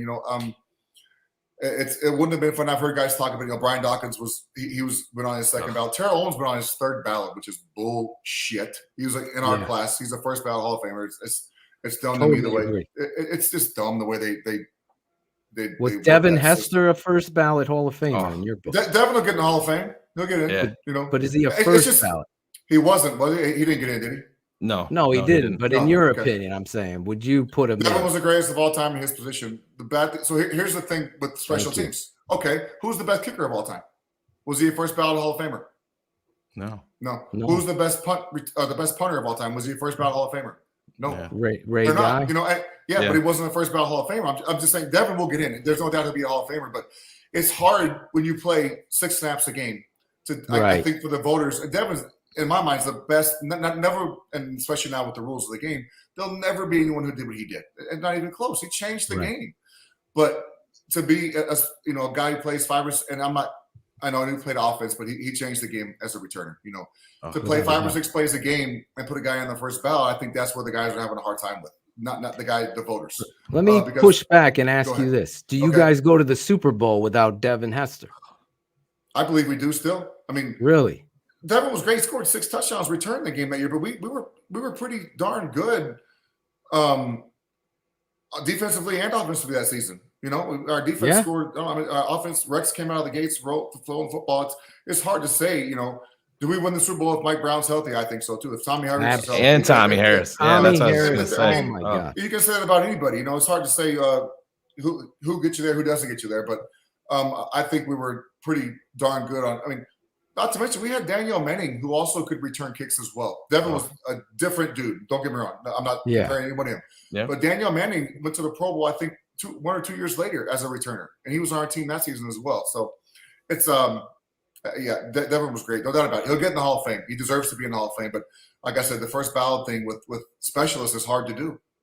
Yeah, Brian, you talk about the transition when Lovie came here, and how was that for you? I mean, you were obviously used completely different under Coach Giron with your responsibilities and everything, but mentally being at the level that you were, and I mean, you were getting like 7-8 sacks a year under Coach Giron being deployed, but then all of a sudden, 8, 6, 8.5. Yeah. My rookie year was 8, and that's the most I got. Right. But I mean, mentally, was it a lot for you to overcome? You're like, oh, gee, I'm running down the middle of the field. So when we hired Coach Smith, I was like, oh, looks like, because I knew what the middle linebacker did in Tampa. I knew what they did in St. Louis. I was like, oh, looks like my career's about to take a different path. I'm just going to be the guy who runs down the middle. And I think Lovie, even before he got there, he knew, not to toot my own horn, but he knew how athletic I was and what I could do. So we changed our whole cover to benefit myself and Lance as well. And Lance was a smart dude, man. So we could do things. We could change it every play, and same way with our nickel. Whoever was playing nickel, was a Ricky Manning, Jerry Azuma. We could change it every time. Some guy, he may have the middle read, I may take the check down. We could change it pre-snap. It was, we were good enough to do that, and he trusted us enough to do that, especially the deeper we got into the system. But at first, I was definitely questionable. Like, I was like, damn, all I'm going to do is run down the middle. This is not going to be good for me. But it wasn't like that at all. There were times, obviously, I had to run down the middle, but it was never just cover 2, turn and run like you saw those guys do. It was read out, and then I made a lot of plays. If I didn't have a reason to go down the middle, I didn't go. Talk about when you're there as a rookie and they have you playing Sam linebacker. Yeah. And what was going on in your head? Because here I am, my father's like, do these guys understand he's the middle linebacker, Sam. or he's going to play edge and rush the passer? One of those two, middle or have him rush or do both. Yeah. And here you are at Sam. What was it like playing Sam and then Barry Minter, right, gets hurt? Yeah. Barry got hurt, yeah.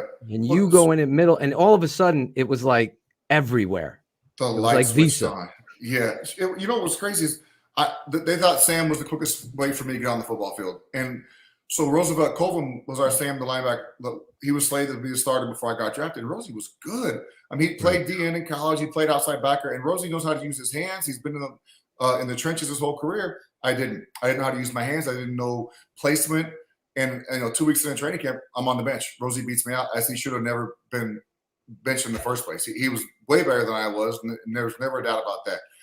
But I was the third down Mike, so I did play a little Mike in the preseason, and even during our first game at Minnesota, I was the third down guy, and I'd go in there with I think it was Work, and I were our third down guys. Yeah. But and then Barry gets hurt in the second quarter versus Tampa, and Greg Bosch is like, "Go and play Mike." I was like, "Huh? I'm not a Mike. I haven't played Mike. It was just run to the football. We'll coach you on the run. Your alignments just I could set the defense. I knew the rip and lives and all that stuff, but." Right. We lost that game 41-0, but it was 35-0 at half, so it didn't have a lot to do with me. But every game I learned, and I think the biggest transition for me was trying to be a leader, trying to be more vocal, because that's not me. I was never a vocal guy before then, and at that position, you have to be. You have to be the guy that sets the defense. You have to talk to people. You have to communicate. And luckily, we had Mike Brown, so it took a lot of pressure off me because that dude was smart as shit, the smartest football player I've ever been around, and there's not even a question. So it helped having him behind me. Just if there's a check, I was like, "Hey," he's like, roll with it." So didn't have to worry about that.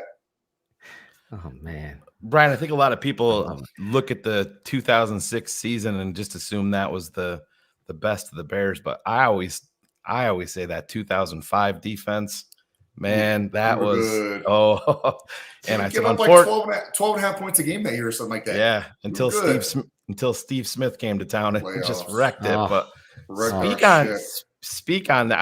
I think I missed 2 days work. I was so sick to my stomach after that playoff game. Yeah, but speak on that 05 defense, because that was as good as it gets. Yeah, that was Lovie's second year, correct? So he came in the year before, and I got hurt the year before. I pulled my hamstrings 15 times. But that year, man, we bought into the system, obviously our second year in the scheme, but we got to the football. We got takeaways, and I'll tell you what we did. We ran the ball on offense. Thomas Jones ran the football. Kyle Orton was our quarterback because Rex got hurt in the preseason. So Kyle came in. We were 11-5 that year. I think Rex started the Atlanta game, or maybe came in for relief, whatever. But we were 11-5. He came in, then fumbled the ball at the goal line, but there was a penalty. I'm sure I missed some tackles that game too. Anyway, we were just good, man. We had every position we were good, and we understood the defense. But like I said, I think one of the biggest keys to our success is being on the sideline a whole bunch. We committed. I think it was Ron Turner was our OC. Yeah. So and Lovie was like, we need to run the football. We have a rookie quarterback, and Kyle's numbers weren't great. They didn't throw the ball a lot, but we threw it enough to keep them honest. But we ran the football a bunch, and we stopped the run on defense. We loaded up. We had good corners. Peanut, I think Vash was the other corner, and we did good. We played mostly cover two. People don't realize we never came out of cover two. We could play it, but you know why? Because we were good at it, and we knew exactly where to fit in the run and the pass. So even if it wasn't a great call, we made it a great call because we could play fast and know where we were going.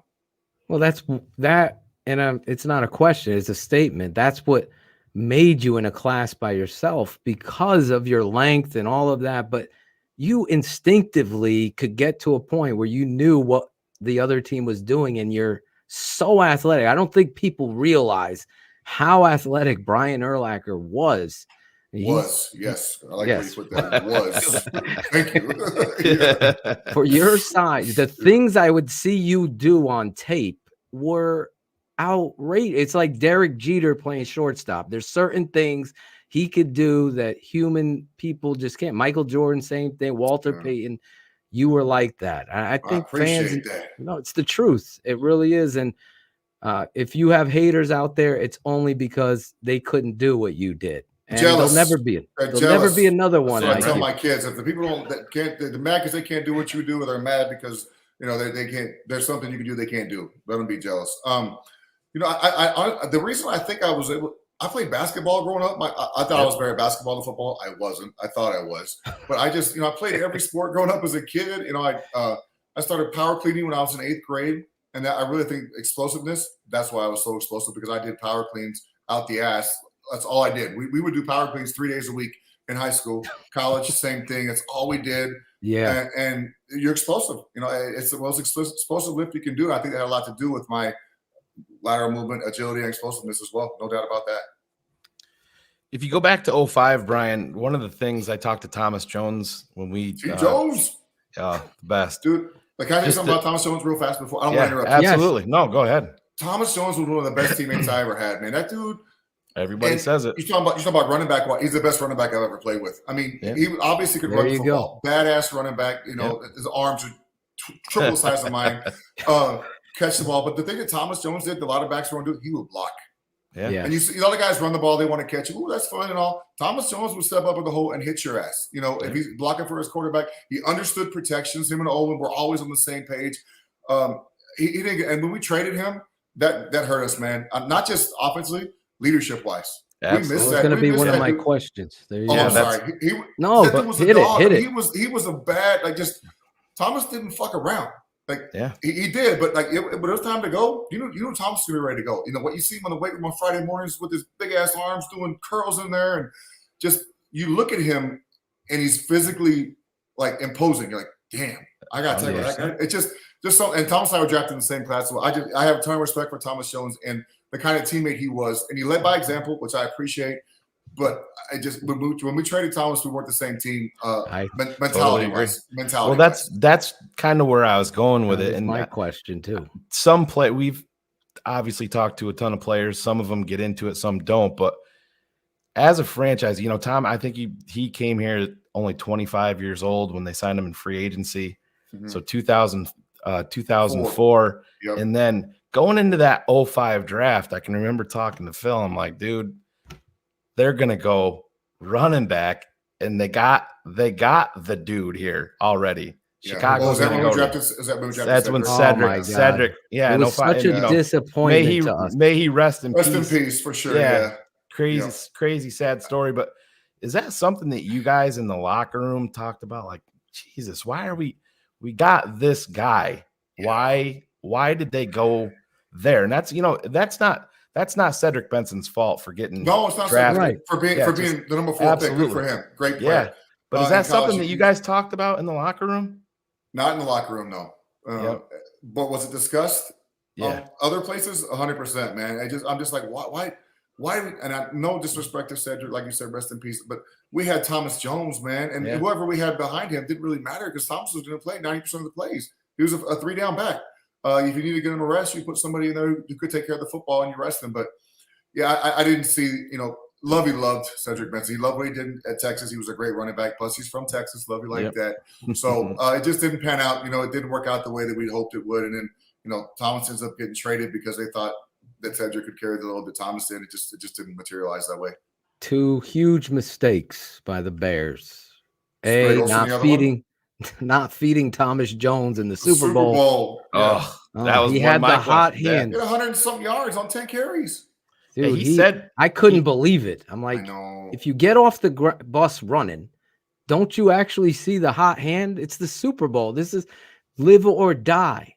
And that if you go back and watch that the entire year, the first 2 series were Thomas Jones. 3rd series, they bring in Ced, no matter what happened. I know. Thomas was on here and he said to him, he was lathered up. He broke off that long run. I think in Rex tears in his eyes. Yeah, Rex hit Moose on 3rd down on that touchdown. And who was was it Brooks? Was he your running backs coach then? Who was the running back coach? I think it was Harold Goodwin. Okay, Goodwin. But it wasn't Goody who made the call. It's not. Well, no, Thomas went up to him. Yeah, Thomas said he went up to him. He's like, "You gotta leave. I got it. You gotta leave me in." I would say that's not. He would say, "Don't fucking take me out." That's probably what he said. Leave me in the fucking game. Do not take me out. Leave me in. And like I said, it wasn't up to Harold. It was up to probably Lovie or the OC to make that rotation. Did you ever fumble that get in those? Did you get in that moment like, why the fuck isn't Thomas coming in the game? Did you get in anyone's face? Not in people's faces, but I'm sitting there I watched every snap, man. I would go on the sideline. Bob would talk to me, blah blah blah, and I'm like, Bob, can I go, please? I know. And Bob Babbage, we have a great rapport. I love that dude. He's like my dad. Hall of Fame. He entered you into the Hall. Yes, he did. He's my guy. But I come off the sideline. I'm like, Bob, we're really gonna fucking talk right now. I know what happened. This play, that happened, and he goes, just go watch the fucking game. So I go watch the game. So I hated missing the game unless it was cold and I wanted to sit down. Anyway, so yeah, when I did get a little. I had questions, especially in big games and big moments. Why isn't our guy in there? Why isn't but that's at every position, and you don't know if they're hurt. As we don't always see what goes on during the game. Maybe some guy's hurt, he can't be in there. But I know as a player, and especially in the Super Bowl, you want your horses in there all the time. My guy, he's been on here, I think the second most on our network. Your boy, the captain, number 57, Olin Kreutz. Oh, yes. How does how did you function with him? Because you're the mic, he's the center, he's calling you out. Was there some battles, and did he help you grow as a football player? Olin was very intimidating and still is. I have so much respect for OG. He showed us how it was done. He showed our whole team how it was done. He showed you how to practice, how to prepare, how to work out in the weight room. If you watched Olin and did what he did, you were going to become a really good football player if you studied like he did. But I practiced against the best every day. Of course, I'm going to get better. Training camp was fucking battles every day. We'd go to 9-on-7 drill, and we knew they were going to run it, and we played cover 2. So in our defense, cover 2 was hard to stop the run because we were a guy short. We were a guy short in the run game, so we had to get our fits and get off blocks. Yeah. And Olin, every day it was me usually lined up against Olin, and he made me so much better trying to use my hands and stuff, and just the techniques he had. And Olin was such an athletic center. And speaking of guys should be in the Hall of Fame, man. Exactly. I can't. I'll get pissed off talking about that, but Kevin Mawai, who was a great football player, went in the Hall of Fame 2 years ago, and I have a ton of respect for Kevin. Olin's at that level or higher, in my opinion. Totally. And I know Kevin played a little bit longer, but Olin to me changed. The center game with those two was different because of how, like Dominic Raiola up in Detroit, same thing in that lineage there, those three guys.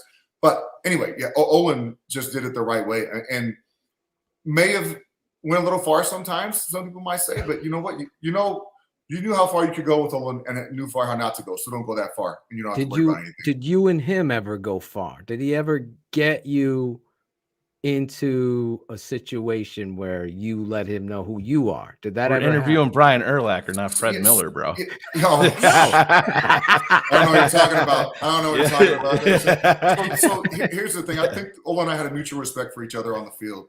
And there would be some time, there was always this. This. That never stopped because that has to happen. That kept us engaged in practice, especially during training camp. We needed that. And similarly with the receivers, DBs, if there wasn't this, it was fucking boring, man. We needed to have that to stay into practice and to compete.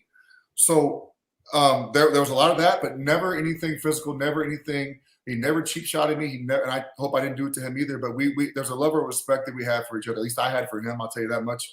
All my teammates, I think I earned it over the years. Because early on, no one respected me on that team because I was a skinny white kid from New Mexico. Nobody. They're like, who the fuck is this kid we just drafted from New Mexico? Anyway, but yeah, the level of respect that I have and have for him are way up there, probably more than any other teammate that I've had. He is a Hall of Famer, man. No doubt. I totally agree. I've banged this drum. I was preaching that he should be the president of the Bears. Obviously, that didn't happen. But that'd be fun. Yeah. one of Olin's best quotes on air with us, Brian, and I'm sure you'll respect this. He's like, yeah, guys, he's like, I was sitting down and he's like, I looked at our offensive line. This was, I think, going into 2010. He's like, yeah, this ain't gonna cut it. So he's like, I went and talked to Lovie and he's like, bro, you gotta get me some fucking help because this, and he's like, Jerry came in. And he goes, so instead that off season, he goes, Brian and Lance and Peanut, they get fucking Julius Peppers. Yes. I get Frank Omiel. They're going to give me Frank Omiel. I think we got Frank from Carolina or Seattle, right? They traded Seattle. Seattle. Carolina afterward. But we knew what was going to happen with our head coach. We knew defensively we were going to have some horses, and that's just the way it was going to be. Lovie was a defensive head coach. That's just the way it was. But we always ran the ball. Olin and those guys, they always ran the ball. I want to say 01, we had a really good – it was Olin, Chris Valerio, Blake Brockermeyer, Big Cat Williams, and who was our other guard? Was it Todd Berger? Berger, I didn't play. I played Berger 1 year, and it wasn't my. Who was that? You guys signed. You guys signed John Rex Tate. Tucker. Rex Tucker. Oh, Rex oh my Tucker God, out of A&M. Rex Tucker. I think that guy could have been. He could have stayed healthy. Oh my God. Yeah. Oh my God. You talk about moving some people between him and Olin, and Chris Valera was the same way. He was a badass too. But in 01, man, with A-Train, we ran the ball. A-Train. We ran the ball. Anthony came in a game buster his rookie year, running through people. Out of Michigan. Yeah. We got David Terrell that year. DT was our first pick, and A-Train was our second pick. Did you ever hear the draft day nugget about what was supposed to happen with the Bears that draft? No. 2001. Yeah, well, I'd love to hear it. Please tell me. So the Bears had a deal in place to go get LaDainian Tomlinson in the draft, and Ted Phillips shot it down because of the money. Okay. So you guys would have taken LT in the first round. Well, then they were going to move back up into the back of the first round to go get another running back because they didn't get LT, and they wanted Deuce McAllister. And we got A-Train in the second round. Ted shot it down again because he didn't want to pay 2 first rounders, and then they pivoted to A-Train. So instead, we got the Rookie of the Year. Yeah. Good job, Ted. Yeah. You almost got a Hall of Famer, 2 Hall of Famers. Well, it's easy to say now because they're Hall of Famers on their other teams. Yeah, exactly. Right. So you don't know how it turns out in Chicago. I know what A-Train was his rookie year and his second year. That dude was a beast. Is there a player in the history that you played with the Bears that you felt like would have been something huge or could have been, or is there something and something took them down? Injury. Mike Brown. You look at Mike Brown before the injuries, it's not even close to me. He's in the Hall of Fame. The amount of big plays he made. Oh my God. Pre-injury, even after that calf injury in 05, I think it was the Carolina game. He got hurt in the season, and then the ACL. Then Liz Frank got him in the first year, but there's no doubt in my opinion, Mike Brown is one of the. He is already one of the best in Bears history, but he's in the Hall of Fame if he stays healthy. The things he could do, physically, he was great. Mentally, there was no one close to that guy. He knew where to fit. He knew where, if I went to he knew where everyone was supposed to fit. Great communicator, and fun. I mean, more importantly, we had a fucking blast out there, man. He was always, this thing never shut up with Mike. He chirped the whole practice, the whole game. It was amazing playing with him. But yeah, if he doesn't get those injuries, there's no doubt, in my opinion, he's in the Hall of Fame. He did things, interceptions. The big plays were amazing with him. Oh man, we have an opening here for the Brian Urlacher, Mike Brown podcast. If you guys are interested, Mike's too busy. Yeah, Mike's a busy guy.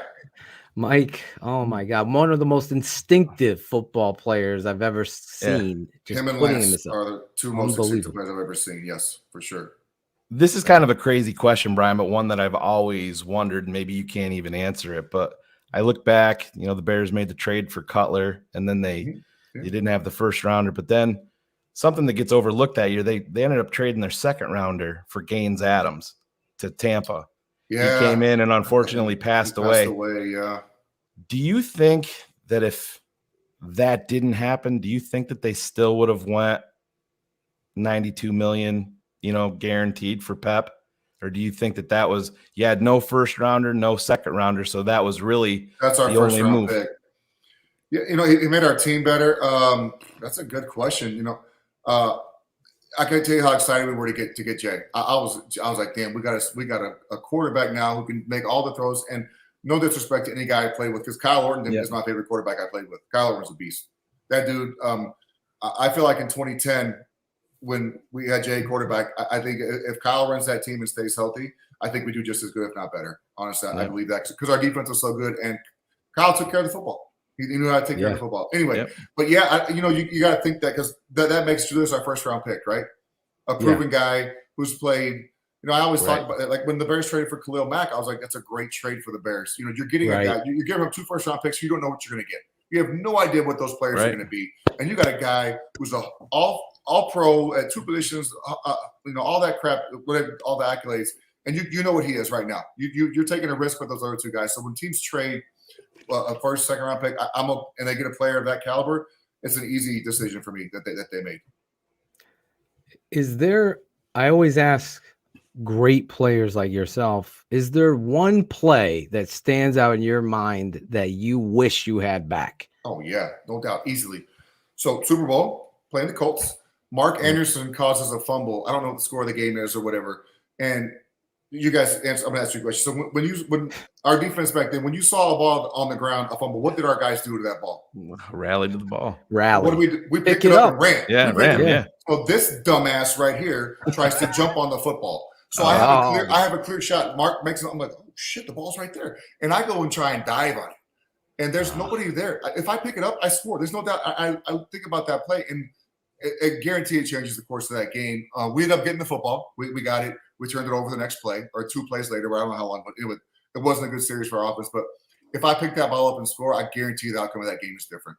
That play runs through my mind all the time. Like, why are you diving on the football, you dumbass? Pick it up and run. Goosebumps, man. That one's the biggest one. I don't know. I mean, there's. I feel like for me, when you intercept Rodgers and he fucking tackles me, we're down 14-0. If I score, it's 14-7. Yeah, who knows? Exactly. Thank you. Yeah, all my mistakes. Sorry. How about when Jerome Bettis ran over me? How about when Brandon Jenkins ran over Claudio me? was waiting to ask you when that. Tom Brady juked me. Let me get some more shitty plays by me out there. How about the missed tackle versus LaShawn McCoy? I mean, let's just go on about all the bad shit I did. How about that? Like being a Bears fan in Connecticut, and I'm rocking Urlacher swag for you, and the Bettis thing it was all about me. It was like every fucking person coming at your boy got truck, your boy. I go, this motherfucker, how many plays did he stick this dude? And then one play That's what they remember, man. Shit happens. I'll tell you what, I never hit anybody low, I'll tell you that much. And I was not that guy. I was big enough I didn't have to, but I wasn't a guy that's gonna try and tackle a guy low anywhere. This wasn't the way I played. It wasn't the way I was taught to play. I was gonna hit somebody in the chest. They ran me over. Great job, man. You ran my ass over. And I got ran over plenty of times.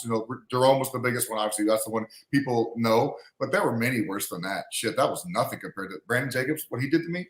Oh yeah. In a preseason game.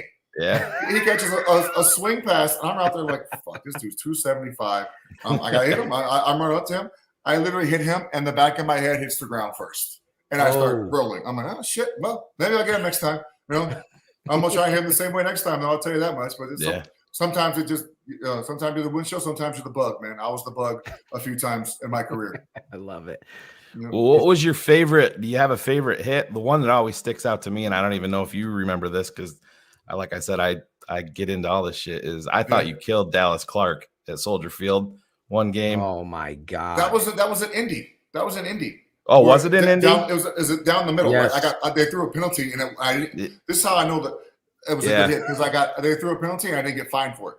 Yep, right. That's how you know it's a good. I thought you killed the dude. He left the game, and I wasn't. I remember the play was cover 2. I opened up this way, and I saw Peyton looking back, so I speed turned the other way, and I see Dallas. I'm like, oh shit! And I see the ball coming, so I just go right through him. I put my helmet back when you could actually hit guys with your helmet. Contact him. I hit him right here. I remember I bit through my tongue on that play. I didn't wear a mouthpiece, so I bit through my tongue.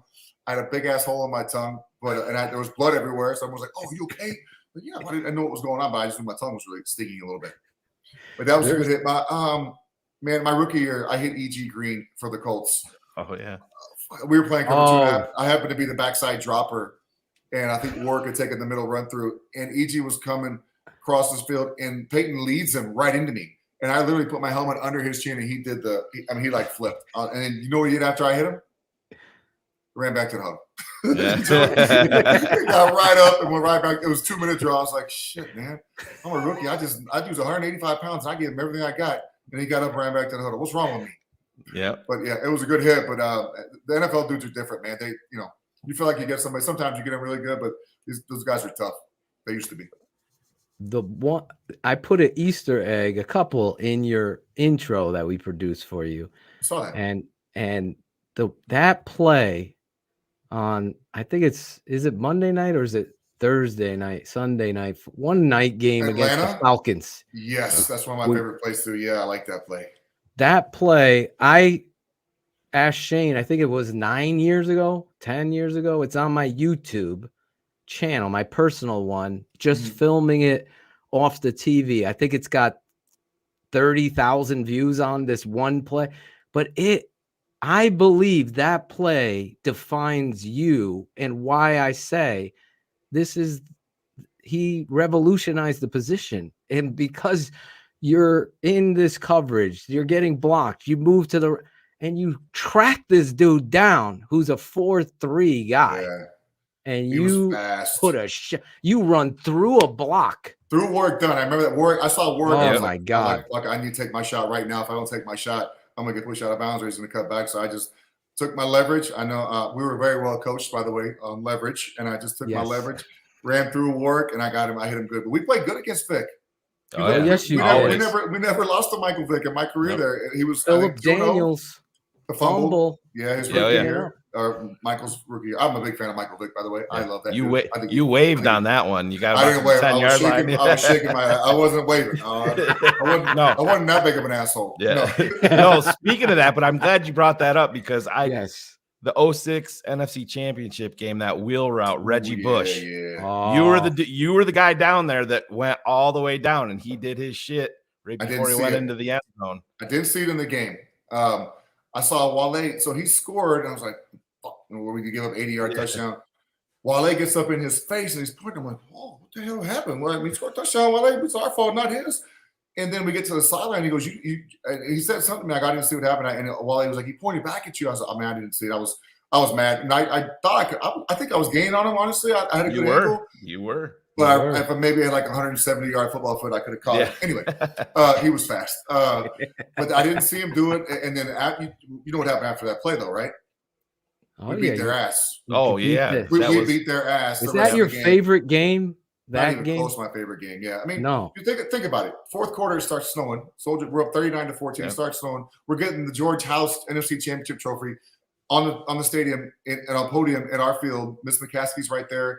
You know, it was awesome. Lovey's up there, and we're passing the trophy around. I remember, and the snow was what reminds me most of it because it started snowing right through the middle through the fourth quarter, and that's something I'll never forget. It was amazing.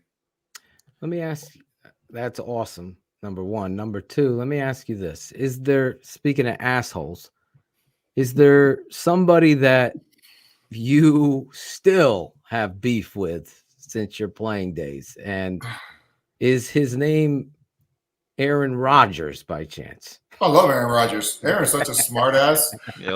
He's got the grace. I'm a huge fan of Aaron. I was when I played. You got to respect what he's done. I mean, oh my God. Not last week, obviously, but I mean, I don't have beef with him at all. It's so frustrating as a former Bears player and a Bears fan. Green Bay had Brett Favre, and then go to Aaron Rodgers. Right. We had 21 different starting quarterbacks in my 13 years. I mean, it's frustrating as hell. But no, Aaron's unbelievable. I mean, in my opinion, he's the best in the NFL. That's why he's won back-to-back MVPs. The amount of picks he does not throw is incredible. It's crazy. That's what I was going to say, Brian. He's got 93 interceptions since 2005. 93. It's crazy. That was a couple years for Jay. Testaverde had 3. It's like single digits every year. I don't understand how that's possible. It's crazy to me. I mean, he does not put. By the way, I got 3 of his picks. Yes, you do. 3 to me. But he just doesn't put the ball in jeopardy. You know, if you get a pick from Aaron, if it's not a tip, you're like, damn, I must have been a really good play that play. But he's just good, man. He's smart. They're going to be in the right play before the ball snapped every single time. You can bet your ass on that. The Bears are what we thought they were. They're what we thought they were. We played them in preseason. Who the hell takes a third game in the preseason like it's bullshit? We played them in the third game. Everybody played 3 quarters. The Bears are who we thought they were. And that's why we took the damn field. Now, if you want to crown them, then crown their ass. Oh, Denny. I watched that in the locker room after the game. He was pissed. I remember. Go ahead. No, 2 of the things that I remember most about that game is I remember the Olin speech at halftime in the locker room. We're gonna win this game. Yep, we're gonna win this game. Yep. And I remember you, Brian, when Hester housed it, they showed you on the sideline and you were looked in total disbelief, and you're like, "Oh, we got this now." No. We What got I this said, now. what I said was, we got to stop them. Oh, is That's that what you I said? Yeah, everyone's right, like, everyone. I was like, no. I said, we got to stop them. Is what I said. and I was like, "Oh no!" Everyone talks to me. Oh, you were like, yeah, we got this. I was like, bullshit. We got to go out and stop them now. Oh. People get that misconstrued because maybe that's what it looked like. I said, but I was like, well, that's why you're here. Yeah, right. I'm like, we Clear got to that stop. shit up. We got a minute and whatever. We got to freaking make some plays on defense, and then I proceeded to give up a first down catch to the running back on 3rd and 7. My coverage, they got him in field goal range. Their kicker bailed us out. Rackers bailed me out that game because I didn't bust the coverage. I just got a little greedy. I thought maybe I could do something more than I should have, and they showed me that I shouldn't. Rookie quarterback Matt Leinart that game. Matt played good, and he played even played better his in the best game. preseason. The third preseason game was amazing for him. Yep. No one gives a shit about preseason. That's what he was up there when Denny was. I was like, dude, it was the preseason. Do you think we game plan for you guys in the preseason, or it was weird? But yeah, they are who we thought we were. We were 5 or 6-0 going into that game. But they are who we thought they were. Whatever. But listen, we play that clip because I think of players that have taken over a game. Lawrence Taylor, Walter Payton has. I've seen these Chip Banks. He played for the Browns. I've seen him take. You took over that game. Now, yes, your teammate, Mike Brown, Tillman, all of them. But there was something. There was Howie Long. He always talked about that thing in the eye. Mm-hmm. And you just, I'll never forget that game. I was holding my baby daughter as you guys are making this freaking comeback, and your defense is like, it's almost like remember the Titans, not another inch. You guys were just flying everywhere. I mean, at halftime, Lovie and Olin we're going to win this game. And what they did, they got so conservative on offense. The first half they were throwing the ball all over the place. In the second half, they got scared that Matt was going to play too well, so they handed it off. I think Edge had 27 carries for 48 yards that game. Yeah, or it was some stupid number. His yards per carry were terrible because we knew they were going to run the football. So we stacked the box. Maybe I was getting. I felt like I wasn't getting blocked at all the second half. I mean, I felt like I was free to the football. I was tipping balls. I had a couple tackles for losses. Obviously, the fumble. But man, getting those. Yeah, you're just getting those like zones, I guess, and you feel like you're gonna make every play, and we did. Unbelievable. Mark Anderson had a sack. Yeah, Mike picked it up, and then Mike gets Liz Frank that game right after he scored a touchdown. Killed us, man. Killed us. He talked about it, and that's one of the number one things I've never had the opportunity to talk to Mike Brown about it. But he was on. I think he may have been on with Olin and J-Mac talking about it. He said he sat in the locker room and just cried. Yeah, and he's like, I think he said his wife came in, and he's like, I didn't even have any clothes on. My wife came in, and he's like, I knew where we were going. He goes, you could just feel it in the locker room, that whole thing. And I said that just the passion that he spoke with it. And he got emotional talking about the Super Bowl, not being able to participate, but him and Tommie, man. Yeah. Well, Tommie was Tommie was the most explosive, him and Pep, but D tackle wise, there was no one more explosive than Tommie Harris. I mean, he did things in the A and B gaps. And he was always up the field. You could count on being in his gap. Even if he wasn't, he made decisions so fast, it was clear where you needed to fit. But yeah, Mike Brown, just the emotion that Mike brought to the game, man, it just was amazing. Like you say, he said he was crying, and we were. I mean, I remember Green Bay when he I want to say it was his ACL or Achilles in Green Bay the year before, 2 years before that. Yeah, the game he scored a touchdown. I caused a fumble versus Green Bay. I'm on Green. Mike picks up and scores 95 yards. Yeah. Later in the game, he blows his. I think it was the ACL or Achilles. Man, I remember in the shower after the game, I remember seeing him. We're balling. It's just. Yeah. It's such because you put so much work into everything you do to be successful, and then some shit like that happens, and it didn't just deflate him; it deflated us. I mean, we missed that dude. He was our emotional leader. Was there a fullback that you had to go against that gives you some agita? Fullbacks?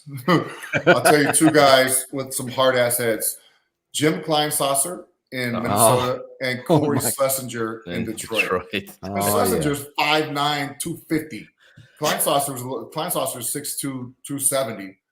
Fuck, man, those guys get going downhill, and it's just like a you're beating him, you're heading to a steel wall, man. It's and you have to hit them. There's no bitching out. You're going to hit these guys. You have to obviously force it one way or the other, but you're going to hit them head on. That's just the way the game was. And Kleinhauser was so strong, and they used to put him at tight end too, and he'd shift down there. Once that guy got his hands on you, you were done. I mean, Country strong. Yeah, North Dakota. Oh yeah, North Dakota. I remember him. And Kleinhauser was Nebraska. So I'm sorry. Schlesinger. Schlesinger was Nebraska. Yeah. Sorry about that. But yeah, they always get a fullback in Nebraska. They always find. They used to. It's weird. The game's way different now than it used to be. And who else is really good was Mike Allstott. Mike Allstott was a bad name too. Yeah. And not so much blocking wise. Yeah, he was Joe Lake Catholic. Yep. Yes. Just a true running back. Like when they put him in the eye and put him in tailback, the dude had some moves. He was hard to tackle. But he was a really good player as well. We have a huge Rex Grossman fan on this stage right here. I love Rex Grossman. There he Sexy is. Rexy. Yeah. Claudio the barber. What's up, man? It's good to meet you, Brian. Nice to meet you. I know you said Kyle was. No, it's in a bear's mouth. No, I was like, what is wrong with this Packer, guy? It's Packer week. No, it is. All right, you're right. It's Packer week, so right, the Bears chomping on that shit. I got you. All right, we're a little confused there for a second, man. Well, you already said Kyle was your favorite quarterback you played with, but I mean, can you speak on Rex going to the Super Bowl with him? Yeah, I mean, love Rex, man. Okay, Rex was fun, man. That season, I think he threw he was the MVP the first half of the season. Oh yeah, if you look at his numbers, I feel like I'll say this, until the Arizona game, he had 4 picks and 2 fumbles in that game. Yeah, we still won, so who cares? I defend him because my main thing. Oh, did he freeze? Or did I freeze? He did. They got a phone call or something. Oh shoot, maybe Rex is calling him. Say yo. Rex is like, thank you for standing up for me. For God's sake. I come on. Yes. There he is. Now he's back. Okay, you're back. Right when you talk about Rex, things go crazy. There's a fumble here. Oh, I thought it was maybe Frank Omiel. It was Frank Omiel calling him. Dude, you didn't like me? All right, Phil. So the Super Bowl, how many yards of offense did the Indianapolis Colts have? Do you know? I want to say, no, I don't know off the because I'm not a stat guy. Would you like me to tell you? Yes. Around what I think it is? I'm going to say it's around 450 yards of offense, 200 rushing, 250 passing. Is that good for a defense? Just if your team gives up that many yards and that many rushing yards, are you going to win? Dominique Rhodes, man, that game. Yep. And Ajay, yes. Not Ajay. It's it was Joseph Adai. Joseph Adai. Adai had like 9-10 I'm gonna die again when I think of this game. Yeah, man, he made big third downs. Third and 18. I mean, huge plays. Well, the third and 18 was a busted coverage. The touchdown. Yeah. Danielle Manning. No, that was my fault. That wasn't Daniel's fault. He didn't know the coverage. So I'm gonna take it. That's my fault that he didn't know the coverage. We had the wristbands, and it said 10 guys played one thing. One guy plays something else. That's my fault. That's not Danielle's fault. It's my job to get every man on that defense to call. Danielle didn't know the call, so that's my fault. You can blame Danielle all you want to. Wow, you're doing it right here. We've only been killing him for 16 years, Brian. Yeah, what's taking you so long to get on the show? We all, like I said, 10 guys played the one call, but Danielle. So I take that on me. That's my fault because he didn't play the right thing. Whether he knew it or not, or he thought he was playing. He may have thought he was, the 3rd and 18, we don't play anything but cover 2. But who knows? Maybe it was a good call for that, but that's on me. I got to get Daniel that call. I'm not going to blame him. You can look at me. I'll take it squarely on my shoulders. But they had 450 yards offense, and you're not going to win doing that. Sorry. It wasn't Rex. It wasn't turnovers. It was us playing shitty defense. Thank you for saying that, man, because everybody blames Rex. I know they do. It drives me crazy. It wasn't Rex's fault. I mean, he threw picks in the second half. He didn't play great, but thank you. I mean, that's amazing for you to say that. They had, Payton threw picks to that game, and he had fumbles as well. We had takeaways on defense. It was pouring there. If it I was at that game. It was fair weather. Yeah. Right. I was at that game. I was 5-yard line, 12 rows up. So where Hester scores that touchdown was where I was. Right. I mean, I had tears in my eyes. It was amazing. That dude was felt the same way you said. I mean, we're winning this game. I was running down the sideline looking like a little kid, man. It's over. I was pumped. Yeah. Well, we're going to win. Oh, my gosh. Yeah. Oh, no, we have to play 3 more quarters. That's why we bring Claudio on for a little bit. Only a couple seconds. I got Grossman. He got his Grossman question. He was going to break your chops about talking about bear weather, Brian. This is something I always bring it up all the time. It drives me fucking crazy. Like the whole Bears 19. And listen, hey, respect to the guys in 85, but I'm For sick sure. of hearing about them. I said, I think that's half of Chicago's mentality. I think that's half of their fucking problem, that everything is about 85 still, and they never want to move forward. We just talked about this. I'm like, Jerry Angelo and Lovie built a team of thoroughbreds and gave them a fucking shitty, muddy track to run on, and that part of it. And then you see what happened. You saw all the run. I don't know if you got to watch the game this past week with all the rain and stuff. I saw a little bit of it. I saw shitty weather. Man, it was bad. Yeah. I was there. I was in Chicago. What am I talking about? I left, right? I think I left in the second quarter. My plane took off. So, yeah, I missed the second half. But speak on the grass, the surface at Soldier Field the entire time. I could never understand it. And they would say, home field advantage. We talked to Kyle Long about it at one point. He's like, well, I loved it because the guys coming at me didn't have good footing. But yeah. So I'm going to just say from my point of view, Shayne, you may not like it. You're not going to like it. I could give a shit about the grass at Soldier Field. I really don't care. It was the same for both teams. And it was shitty for both teams or good for both teams. I don't care. It's the same condition for both teams. Yep. I understand as a receiver or running back or a kicker, you want to have good footing. I totally get that, and you should have good footing. But it's the exact same for both teams, man. I got so mad when people would bitch about it because we all had to play in it, man. It didn't matter. Just quit bitching and go out there and do your job. Change your cleats. Do whatever you got to do to get good footing. But I didn't want to play on turf. I'll tell you that much. I didn't like turf. I hated going to those domes with the new fake grass, or even outside where they had the new. I just didn't like it. Eyes. Yeah, I don't care about that. It's just the damn turf burns we get. Yeah.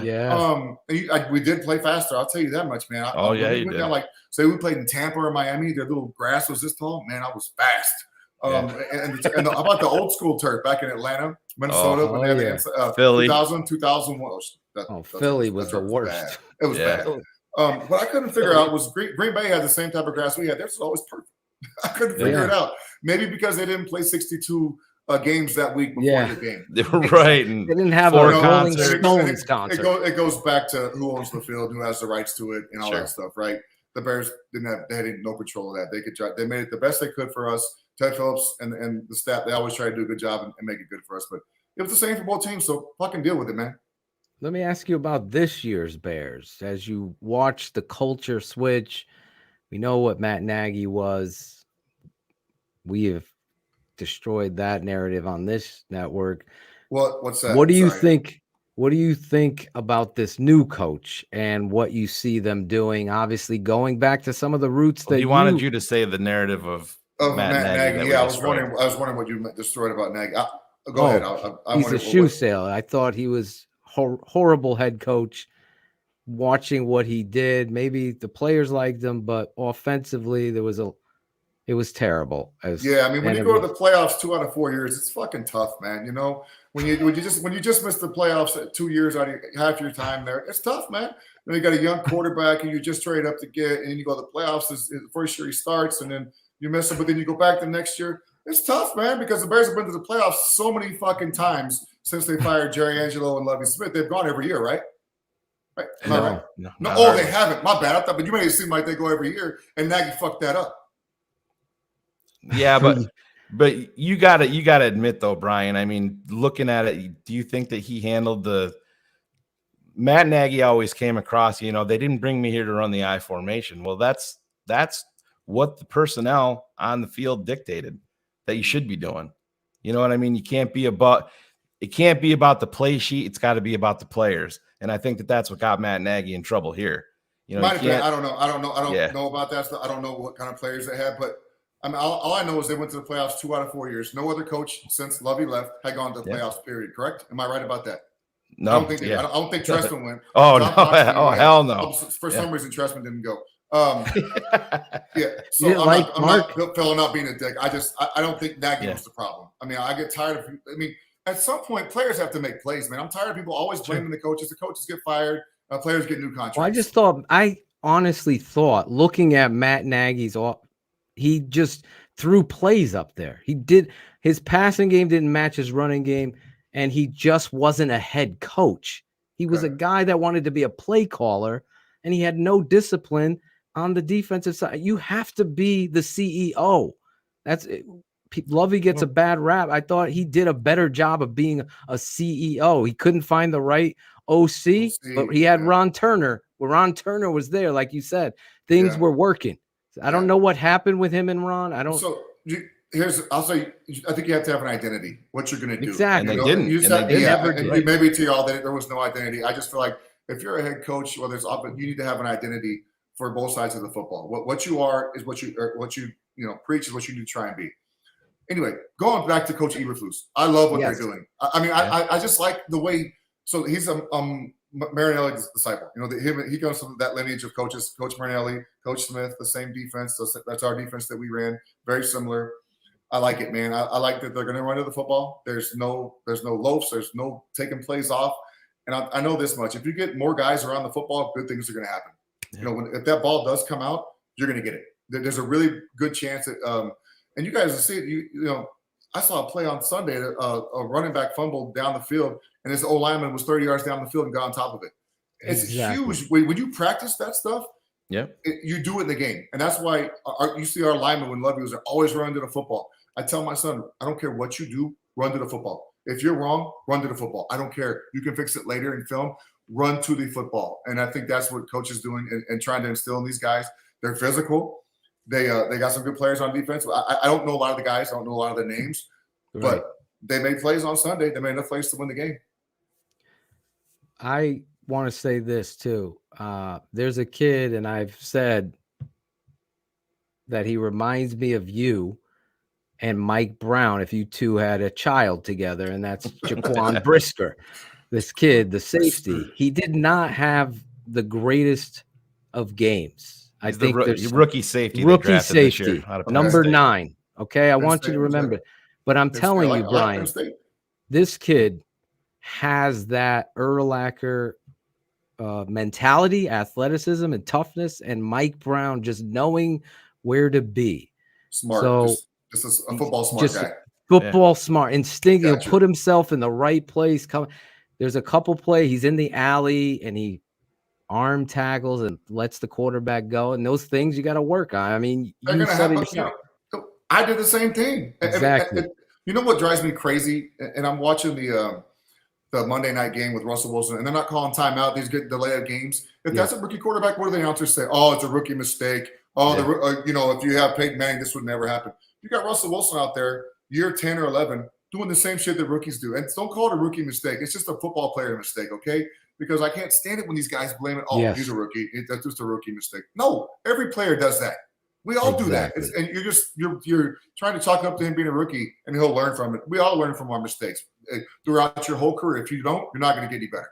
That's the way it goes. But yeah, I can't stand it when they say, "Oh, it's a rookie mistake." Oh shit, man, he'll get the next one. No. Would you like to get back? Would you like to get back into broadcasting? No. Breaking that down. You didn't like that. I have a hard time. Here's the issue. I don't like being critical of guys. I don't like it. I didn't like it when I played. You don't know if the guy's dealing with an injury. You don't know what happened to his personal life. You don't know what's going on in his life. And I just don't like that, man. They always want you to be critical of guys, and that's just not my MO. I just can't do it, man. I don't want to do it. There's some guys I may not like or whatever, but it's just it's hard to be critical. I think Troy Aikman does a really good job of not like being nice critically, if that makes sense. He does a good job. Joe Buck sets him up, But yeah, I forgot they were on ESPN. I know. That was Monday night, wasn't it? Yeah. It's so great to have a good Monday night crew now. It's been years, so it's nice to have two great announcers on there. Because when they're on Fox, that's the only game I would watch is the game they call, because anyway, we'll get that later. I have no desire to get into broadcasting like that. I enjoy watching the games. Like I said, it's hard for me to be critical. Like when you got all these guys on ESPN who were so great at football, the Dan Orlovskis, the Marcus Spears, who know exactly what every guy at every position is supposed to be doing every single play. And they let you know that. They were so good when they played that they know what everyone's supposed to be doing right now. Dan Orlovsky knows exactly what the DB is supposed to do, the lineman. He knows it all, man. Just ask him. He'll tell you about it. He'll tell you how to step out of bounds in the end zone, right? Yeah, just take a sack in the end zone. Not a big deal. I don't respect the flip-floppers that you're pointing out. If a guy stands his ground and says, Like me and you aren't going to agree on Nagy because I think Fangio had a hell of a lot to do with how they went to the playoff. Their defense was so good under Fangio. It was turnover and how they did it. But that's cool. Me and you, I'm going to stay. We don't have to agree. We don't have to agree. Me and Olin, me and Olin are the same way. We don't agree on the center, Mustafa. I don't agree with him on that. But I love Olin, and I think the world of him, and he's a Hall of Famer, and he's amazing analyst when it comes to it. He stays with his point. To your point, Orlovsky is talking shit about Justin Fields on Friday. Then on Sunday, everything I said on Friday is now no longer available. Yeah, you have one good game and a guy changed, or you have one bad game and they flip. Exactly. So now he's a different guy because he did this good or that bad. What? Who are you, man? I mean, I'm with you. I like guys, and if you do talk bad about somebody, if they can improve, there's no doubt about that. But absolutely, just don't talk bad about me. You ain't got to worry about it. Exactly. Right? Exactly. Then you just keep going on with the good stuff. Keep it 100. Yes, keep it 100. Try to. Yeah. Brian, you've been super gracious with your time, but before we let you go, I don't know how much time you do have, but I'm good, man. The 2011 Bears. I always look. You guys were. Oh, here we go. You guys were cranked up on both sides of the ball in 2011. Is that when Jay broke his thumb? Yes. Well, that's what I was going to bring up. Saying, yeah, you moved to 7-3 that game. Johnny Knox quit running his slant. It got picked. Jay went down to make the tackle, drove his thumb down. But man, you guys were. I still maintain you guys were we were rolling at the right time. Man. Oh my God, yeah. 7-3, you're moving out to the AFC West, and everybody out there was not playing good football at the time. Garbage. And I'm blanking on the backup quarterback that came in, Caleb Haney. Oh no, Caleb it was Haney. So Caleb didn't play. It was Jonathan. Was it Jonathan Quinn or no? Quinn was 04. That was awful. Oh my God. So Caleb didn't come in until somebody else shit the bed though. Todd Collins, was he still there? Todd Collins, that's who. Todd Collins.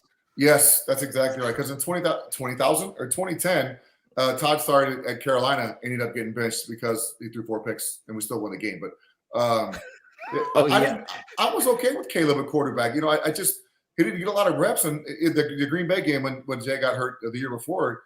When Caleb came in, we scored 2 touchdowns, man. Scored 2 touchdowns under his leadership. But yeah, it's hard, man, when you lose a guy like to Jay's caliber to back him up, that's why they say that they got rid of Jerry Angelo because they didn't have a good backup quarterback. Well, if we knew now, sure, everyone has a good backup now, but we didn't know. We didn't think Jay's gonna get hurt. You don't go into a season and think you're gonna lose your quarterback. Yeah, and it comes down to really. I still remember another guy, rest in peace, Marion Barber. Oh, I know. Stepping out of bounds in Denver. That was there was a fumble. I think there was a fumble in overtime that game too by one of our guys. And their kicker makes 2 60-yarders to beat us. Yeah, 60-yarders, not even it's 52. It's like 36 yards. Yeah, right. Was it tough playing in Denver like that for you? I don't know. I mean, no. I mean, early on, you could feel your chest get a little tight because of the altitude, but then once you adjusted, first quarter was over. The good thing. The number one thing to do is get off the field, make plays, so you're not on the field for 10 plays or longer, and you're usually pretty good. So get your ass off the field and make some plays. Tackle everybody. Yeah, make plays. Get off on 3rd down. You'll be all right. Can you put something to bed and dead it here on keeping it 100? Keep it 100. This story came out that you were like, Jay Cutler's a fucking pussy, or something like that. And it was all over the radio, and it was over these. This was back when he was when you traded for him. And I know that I heard that you were actually the opposite. Like you were excited about. So I was happy. So I didn't. So I wouldn't call someone a pussy. I didn't know. First of all, I need to get to know him before I'm gonna call him a pussy. Yep. So I didn't know him well enough to call him that back then. And after playing with Jay, that's the least thing he is as a pussy. That dude's tough. He plays through injuries. Like he played the second half for Santa with a broken thumb. He played the second quarter in the NFC Championship game with a torn MCL. That dude's no bitch. No, that's whoever said that is lying. I need to get to know somebody before I call him a pussy. Because then that story extended after, to put perspective, the NFC Championship game, because when you lost to Green Bay, he gets hurt. He tried to go out there, and then whoever decided, him or the trainers or whatever, he couldn't go. And we were defending him. We all were. I defended him too. I remember going in. You know what I remember? I'm sorry to keep cutting you off, Phil. Go ahead. I remember going after the game into the media room, and some reporter asked me, he goes, "Oh, Maurice Jones-Drew says that Cutler quit on your team." I was like, "There you go." And I didn't. At the same time, that's the guy who just hurt his knee 2 weeks before the season was over and didn't play, and they missed the playoffs. So don't fucking tell me my quarterback quit on me when you're on the sideline when you probably could have played. If you had a torn MCL, you should play because that's what you're saying Jay should have done as well. I can't stand that shit because Jay's not. He was not that. He was tough as hell. He played through injuries. Many of the guys I played with, Olin, all those guys, they play injuries. Once after week 1, no one's healthy. You're hurt. Right. So most of the guys in the NFL are pretty damn tough because they played through injuries the whole season. That's just the way it is. I love the fact that I'm the guy getting cut off for once. This is amazing. I apologize.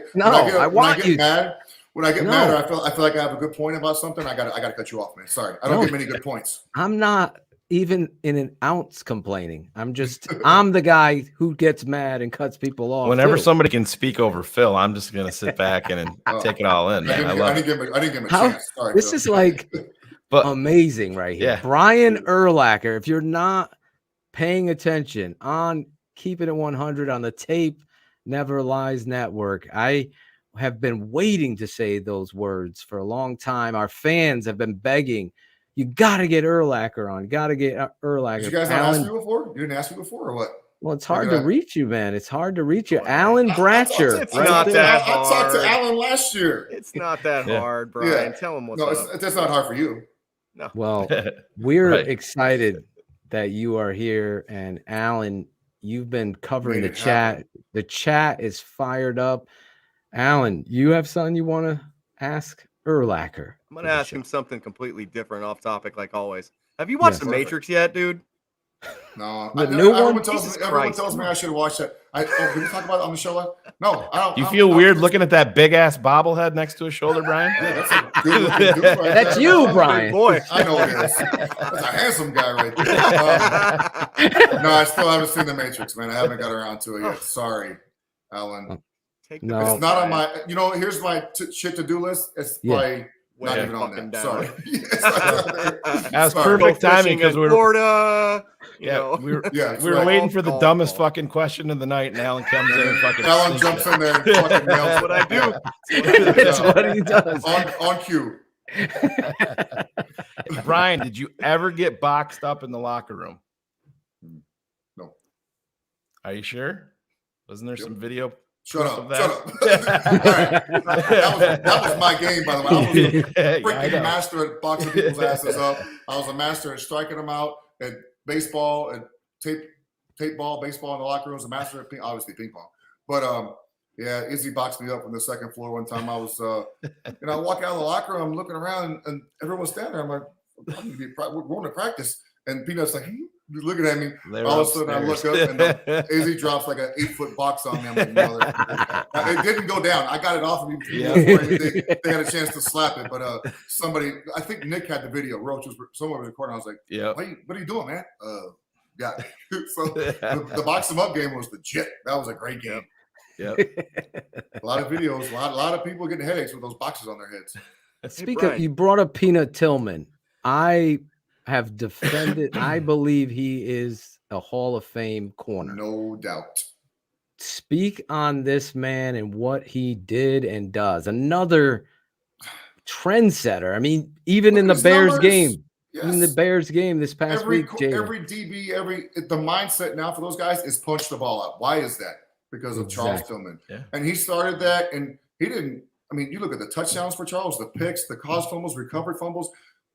I'm hard pressed to find somebody who has more combined takeaways than Charles Tillman in NFL history. The caused fumbles, the recovered fumbles, and the picks combined. I'd be surprised if there's somebody with more. Honestly, it's not. I think the closest is Woodson. Woodson has a bunch. He's the closest one, but Charles is. Me and Hub Arkish went at it. In fact, he ended up blocking me on Twitter because I said, "Is he the guy that said that shit about Aaron Rodgers?" Yes. Yes. Go ahead. You know what? Keep it 100. I used to talk to Hub too, man. Tell him, Brian. He said he's not the MVP because someone like him or because of this or what was his reasoning? I thought because he's an asshole. Oh, I know. Yes, I know. because he's an asshole because he didn't give you an interview. He just talks to Pat McAfee. Oh, I'm sorry. Now he's an asshole, and then he's got back-to-back MVPs. That shit drives me crazy. These and he's dudes only take got shot 93 interceptions in all of 05. That's is stupid number. That is the craziest number. It's dumb. Jimmy, I don't know what Jimmy's talking about. I did stand up. My point on Nagy is the same. I don't Not high. agree You with said it. no high. You stood your ground. You made your points. Listen, you got your opinion. I got mine. Fangio is the key there, in my opinion. That he was a head coach after that, right? He did well, didn't he? yes, he ended up he did going to great. Denver. Denver. He ended up failing out. I mean, got some people It's are hard to some be a head people coach. It's hard to be a some head people coach, are man. better coordinators, Brian. You know that. I concur 100%. Sometimes coordinators are better position coaches. That's just not they're much better getting through to one position than they are to the whole defense, and that's just the way it is. You know, everyone has their knack. Ron Rivera is a great leader of men. I was just gonna ask you. No one ever talks about him. Chico was great, man. What was he like as your coach for real? Awesome. So I played for Ron in the Pro Bowl, my first when he was at Philly, and they lost all those NFC championships in a row. So back then, your reward was to go coach the Pro Bowl when you lost the AFC or NFC championship game. So he was my coach there for I think 3 or 4 years. My first 4 years in the NFL. During that week, the whole Philly staff was, but. Love that dude, man. Then he came to Chicago. I was so happy when Lovie hired him. Just a great, number one, great human being, a great football guy, and a player's coach. I mean, he was. If there's ever been a player coach, he's the guy because he played the game. He understands what you're going through. But he was only our coordinator, so Lovie was the guy. But Ron, and mind you, he ran Lovie's system. He learned that system because he came with a different scheme in mind when he got to Chicago, but. Knowing that he was going to have to run Lovie's system, and they did a great job. But I have a ton of respect for Ron Rivera. Love that dude. Our guy Jim Larison wants to know if you've ever tried ayahuasca. That's the shit that Rodgers is taking. Aaron Rodgers. I don't even have know you what ever that done? is. I don't even know what that is or how to say that. Ayahuasca. I thought it was where Bratcher lives, the town he lives. I was like, I don't think I've ever been there. No, I don't. I'm not sure what that is. No. Is that what he said on Rogan? Is that the Rogan show when he's talking about that? Yes. I love those interviews with Rogan. Rogan's crazy. Shit. Yeah. I got to get you on Rogan, for God's sake. I just like to watch. I don't want to be on there. I just want to watch. Hey, Brian, one thing I saw in the chat, somebody was asking about Roquan, and he wants the extension and the market setting deal. You've been through this. Do you think that he's doing this with no agent? Is that something? Can you speak on that? I mean, you were in that position. So you think you could have ever did it? No, it was personal for me, and I wasn't my agent because they would tell me what was being said back and forth. So he's hearing everything that the Bears are saying. It gets very personal when it comes, and it was personal for me. I remember my agent telling me that, and I'm a big Ted Phillips, and I like Ted Phillips, but he said Ted Phillips was acting like a baby in the room. We told him 19 million. He goes, "We can't pay him that right there." He said Ted Phillips lost his mind when they said that. They ended up paying it, but it's just a game. But when you're in the room hearing that, I would think it's got to be a little disheartening and making you and may feel a little less like your worth is not as much as they don't value you like they should maybe because you're hearing everything they're saying and you're hearing all those negotiations. As a player, we think we know what we're worth. The market will bear what we're worth. He's definitely a top 6-7 linebacker in the NFL, no doubt about it. He's up there with those other guys. I don't know if he'll get. I don't know who the highest paid guy is. I have no idea. Bobby Wagner maybe, or the guy down in New Orleans I freaking love, DeMario Davis. Kid from I think the kid from Colts. The Colts. Yeah, well, Darius Leonard. Leonard. He's Shaq now. Yeah, Shaq Leonard. I don't want anyone hating on changed you his for name. messing up his name. He changed his name. Okay. Anyway, him, and then you got the guy in another great, the dude out in San Fran, 54 Warner. Fred Warner. Yeah. Fred Warner's a pretty good football player too. I know I'm missing guys, but Devin White down in Tampa.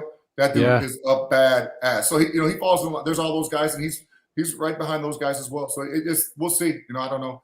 It's just so personal when you are in the middle of that and you know exactly what's being said. Well, yeah, you're hearing all the negative stuff about, that's what they're going to, hey, he hasn't been first team all pro. And they're going to tell him that, he's been second team. Sometimes they don't want to hear it. And Roquan came right out and said he thought that negotiations were disrespectful, but that's when you negotiate yourself. That's what's exactly. That's why the agent's there. Yeah, I mean, I wouldn't want to do it, honestly. I mean, it's easy to say now, but and unfortunately for me, the Bears always got mine. When Jerry Angelo was there, I should say, the Bears always got mine done early. So I never had to worry about it until when they got rid of Jerry and that other dumb guy came in there and didn't know what he was doing.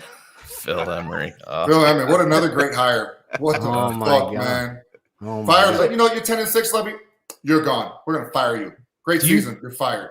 Brian, so that was after 22. Do you think you would have, if Lovie would have come back? Yes. Do you think you would have? Would you have the come amount back? of money wouldn't have mattered. I would have came back. Yes, there it is. If Lovie wanted me back, there's no doubt that I would have came back. But that when he was gone, oh hello, that's my wife. I know. They just put her chest up against the. No. All right, go. Okay. Dinner time. What was I saying? Phil Emery. My wife's good looking, man. So yeah, if Lovie would have still been there, the amount of dollars wouldn't have mattered. It really didn't matter in the end anyway. I think that's not what kept me from coming back. It's the way I was treated in the way that Emery handled it. I actually talked to Trestman. I like Trestman. I spoke to him. I talked to Mel Tucker. Yeah, I spoke to Mel Tucker during the whole process. I was in the loop with them. It just wasn't a good fit, man. Nothing to do with them, but I didn't need to be around that Phil Emery guy anymore. I did not want to win games for him. That's for damn sure. Yeah. Wow. Fired my coach for no reason. That was the guy that also hired. To Lovie? Yeah. I talk to him every Father's Day. I text him. That's what I thought. Yeah. I don't like bother him during season, but during off season, I was like great season, or if they have a big win or whatever. I don't expect texts back because I know how it is during season. What do you think of the beard? I always text him on Father's Day. Man, Santa Claus. I know it's been like 4 years now since he was in Illinois. He had it, but yeah, I mean, it's Lovie, man. He can do whatever the hell he wants. I told someone, they asked me how they thought Houston would be this year. I said, I'll tell you what they will do is they will play good defense and they will run to the football and they will compete. They may not win a lot of games, but you will see a change in that team and they're going to start going this direction. I don't know, the quarterback played pretty good actually, but they're going to see them start going this direction no matter who's on that team because of his leadership and the way he's going to instill what he believes in. Couldn't agree more. Yep. But the same thing we believed in Chicago when he was there. And exactly. And Phil Emery will be forever remembered for that, as well as choosing Trestman over Arians as well. And dismantling the Bears. Yes. Lance, there's you know how I use the model? Look at Pittsburgh. Look how when their players get older, what do? They let them go. They get them another year. Give them, you know what? Give them the right to do it on their own. Yes, maybe there may be some private discussions going on, but it's not like an abrupt thing. They have discussions with their players, and this is where George McCaskey can step in as well and say, you know what, Phil, that's not going to work out that way, or whoever it may be, and say, you know what, these guys have been here. These guys are franchise players for 10, 12 years. It's going to go a little differently than the way you want it. Deal with it, okay? And they can do that, and George has that power to do that. And he never did it with any of us, and that's the one thing that disappointed me. Wow. I feel like that's why Lance was upset too that year. That's why he was kind of in and out. Sure. Mic drop moment. Yeah, right it just. That's important. Don't talk about it. Another thing, you draft Kyle Fuller in the first round. Guy produces for you, plays well, gets picks, goes to the Pro Bowl. Let's get rid of him. Makes too much money. No, reward those guys. You draft him in the first fucking round. It's hard to get first round draft picks that actually perform. From what I've seen in the NFL. You may get one or two in there, but it's hard to get first round draft picks. And we've seen from the history of the Bears, they don't always pan out. Right. When you get one that performs, pay him. Keep Kyle him on your team. just tore his ACL on Sunday too. Where's he at? Is he Denver still? Baltimore. He went home. Came back home. Yeah. Brian, your final year, the game in Tennessee, you guys put it on him, but you had that was your final pick six. Took you a little while. To get to the end zone. An hour and a half later. I made it. What was your mentality during that pick? Were you like, don't fumble? Don't fumble. Anytime I had the ball in my hands, don't fumble. That was my mentality. I knew I wasn't very fast that season. I had that big ass brace on my knee still. This wasn't me. Just don't fumble. Go as far as you can until someone touches you, and then you can fall. But don't fumble. And Shea McClellan had a great block there. I think Izzy was out there blocking. Anytime you saw our defense get the ball, what did the guys do? They blocked because we started off that game with a peanut punch. A punch. I think I got it. I think I recovered it. You did. I caused the fumble, recovered the fumble, and had to pick that game. That was a good game. That was one of those games I was able to chill a little bit and enjoy it. Was it And close? Put up 55, Exactly. I think. Yeah. And they put up Yeah. 50 burger up there. I'm with you. I remember those games. Not really many well. of those games out there. Right. Exactly. I remember the Bills game when you guys put it That on was the also Bills. a good game. Yeah, the Oh, Niners game that year as well, right? It was the Bills and Niners back to back that season. We just smashed them. Oh my God, that was an enjoyable moment in the Atoshin house, as my wife would say. It's like you're not yelling, you're not screaming, everything must be good. Things are But going as planned for a change. listen, I know the wife might be showing a few She things. put up the bat signal. We don't want to keep The bat it alive, signal. bro. I don't want to. Oh, I know. She's outside with the dogs right now, and she's like, "Get your ass off there!" So our dogs are assholes. They're so loud. Can we get a favor before we let you go? She's not showing you her tits, bro. No, that's ain't gonna happen. No OnlyFans here, Phil. No, sorry. I need you to do a station ID for us so we can put Station you ID. on the show all the time. And all that is, yo, this is Brian Urlacher. I'm keeping it 100 on the Tape Never Lies Network. Can Do you I have do to that? say yo, or can I just be like, hey? No, you can say whatever. Oh, I just okay. Hey, fucker. You said- Then, whatever. You said, yo, I'm You like, can, oh, you can end that's it with not really how fuck I- Phil Emery. that's not really how Even I if you do it. want to do that, you can do that. All right, let me Fuck get Phil practice. Emery. This is Brian Urlacher. I'm not gonna say that. Anyway, No, we know. just a little. Hey, this is Brian. Oh, Yep, you put guys you up know- on the big oh, screen. Well, let put me you up on the practice. big Look, screen. well, get back in the Yeah. screen so I can practice. Okay. Hey, this is Brian Urlacher. And what do I say after that?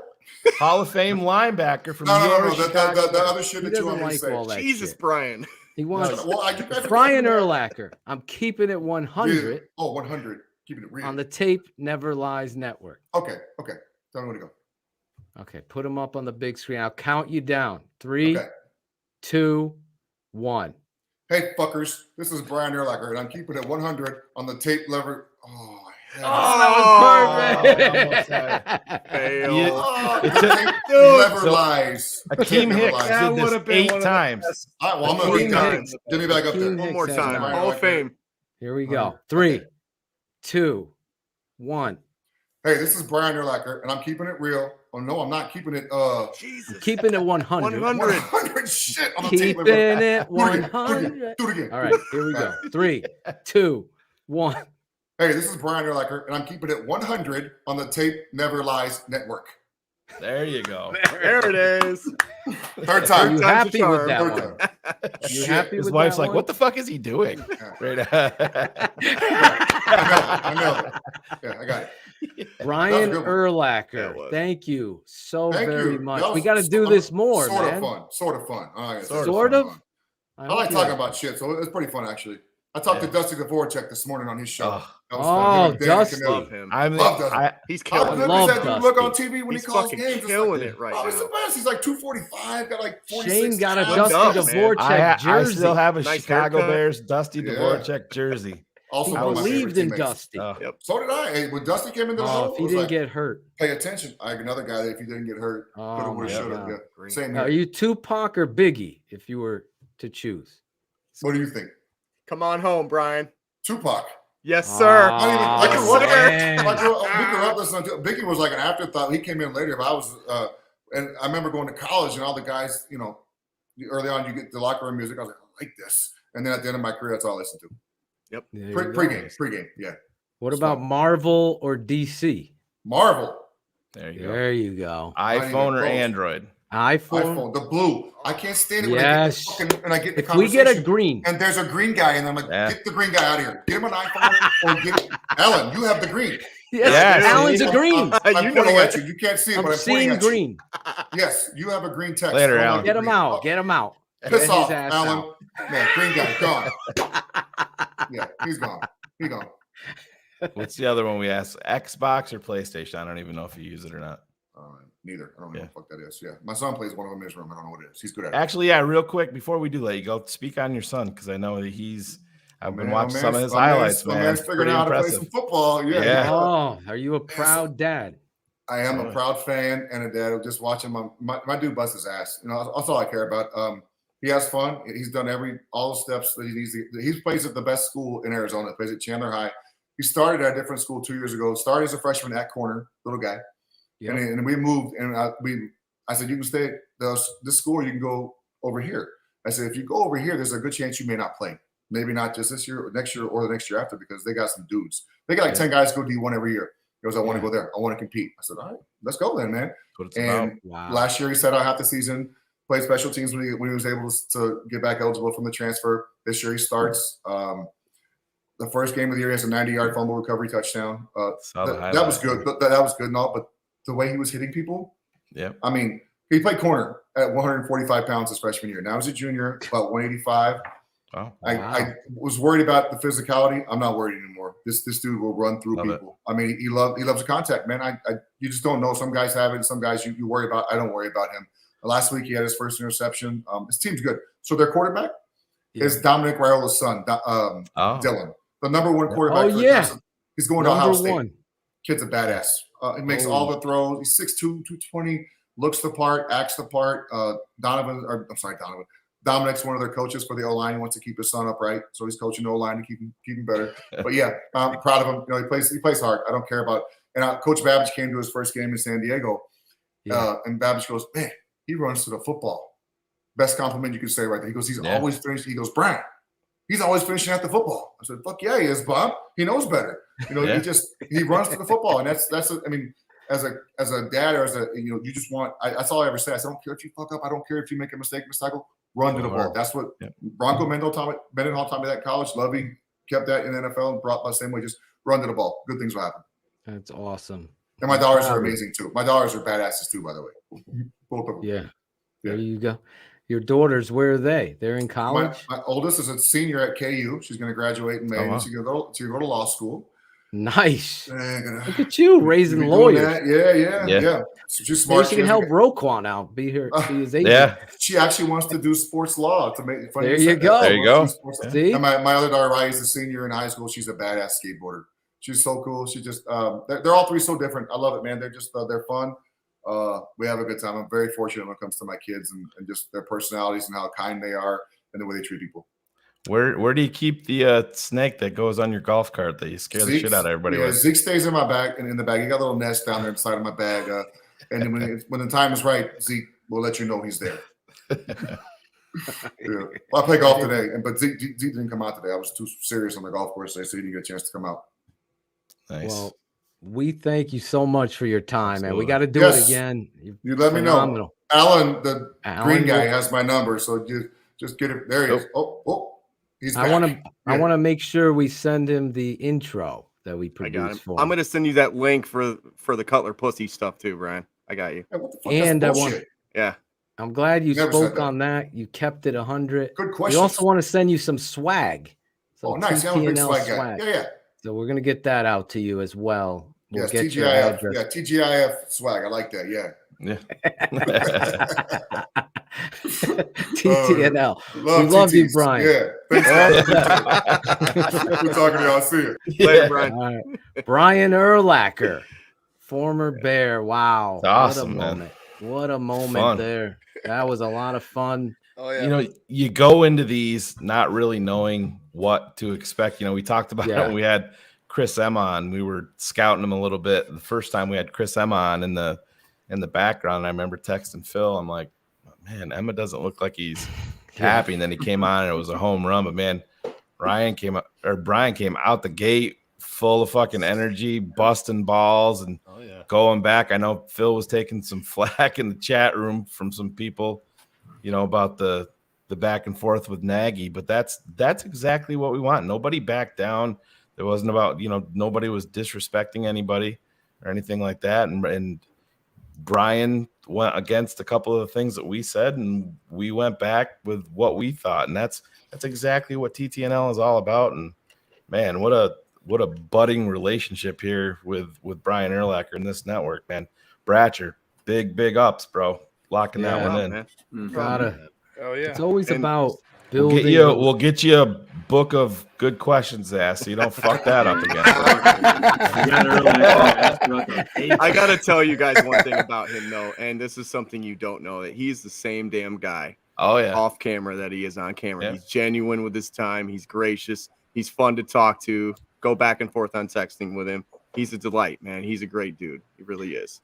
Awesome. Anthony P. And I think somehow you can get this to Brian. You know, that's that mantra, so to speak. You never want to meet your hero, you know. And for some of these people in the chat, that Brian was their hero. For you to say that, have this interview, I meant everything I said about Brian Urlacher. I will go to my grave. My father has said it too. Revolutionize that position for the player he was, and then to come on here and be so fun, so animated, and fit right in, and cut me off, and we don't agree, and that's cool. But the reality of that is TTNL, and that right there is one for the ages. And listen, we got to get them on more often. It's a lot of fun talking to them.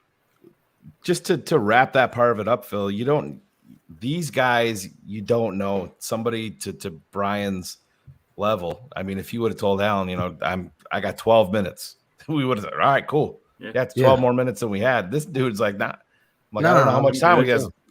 Go ahead. And then the wife put the kibosh on the rest of it, but hey, God bless him. I don't blame him. Once the boobs came out, that's it. That's the bat signal. Hey, I ain't gonna hate. I get it. Phil, she's not gonna show you her boobs, Phil. Yeah, that was that great. was a great drop. Hopefully, Jackal took note of that and got a few make a drop. I don't know if he got will. a few of them. There he is. That's how I put pressure on people. I don't know. It hurts people's feelings. Creepers. I know. I know. Acevedo's got to get on that Jeepers Creepers shirt. Acevedo, we need a Jeepers Creepers shirt. I was just going to talk about Alex Acevedo. He introduced me to Chris Zorich. He's the guy who went out, and now Chris Zorich is on the network and it is a great friend of me and everybody here on the network. So that's how it's done. Bratcher brings him on. And then, those moments, like everyone has like a girlfriend they're bringing home to their parents, but there's those moments that you're bringing a friend to meet your friends. If you know that sometimes, this motherfucker didn't fit the way you thought he was going to fit in. Tonight was not one of those moments. He fit right in, and I really enjoyed that. And even if we don't get to all the things we had Brian Urlacher talking. Competition breeds success. I just got a text from Chris Jackal, and he's trying to one up Alan now. He just locked in Cody Parkey. Double. That's who I got. Oh, I love all. Oh my god. Boobies. Oh wow. Oh my god. Bear up, bear down. Got cut off for the legend, Brian Urlacher. Well worth it. Yeah. Yes. I mean, Vargas stole the whole special teams crew, so I had no place to go. Not mine. I would have went Sam Mustafa, and we'll move on. Yeah. We have done a lot tonight, and Claudio prepared all of this week, Shayne, to open up. Okay. I mean, let's not ruin the night. Phil. I can't follow Urlacher. This is cut it out. I mean, Urlacher. That's what I wanted to bring up. That dragon was fucking a goat. Urlacher? It's lacquer, not lager. It's one of my pet peeves, and I wanted to ask him about that. Oh, my entire life, people have called me Sean, or they'll say my I know everybody in the chat's going to be calling me Sean.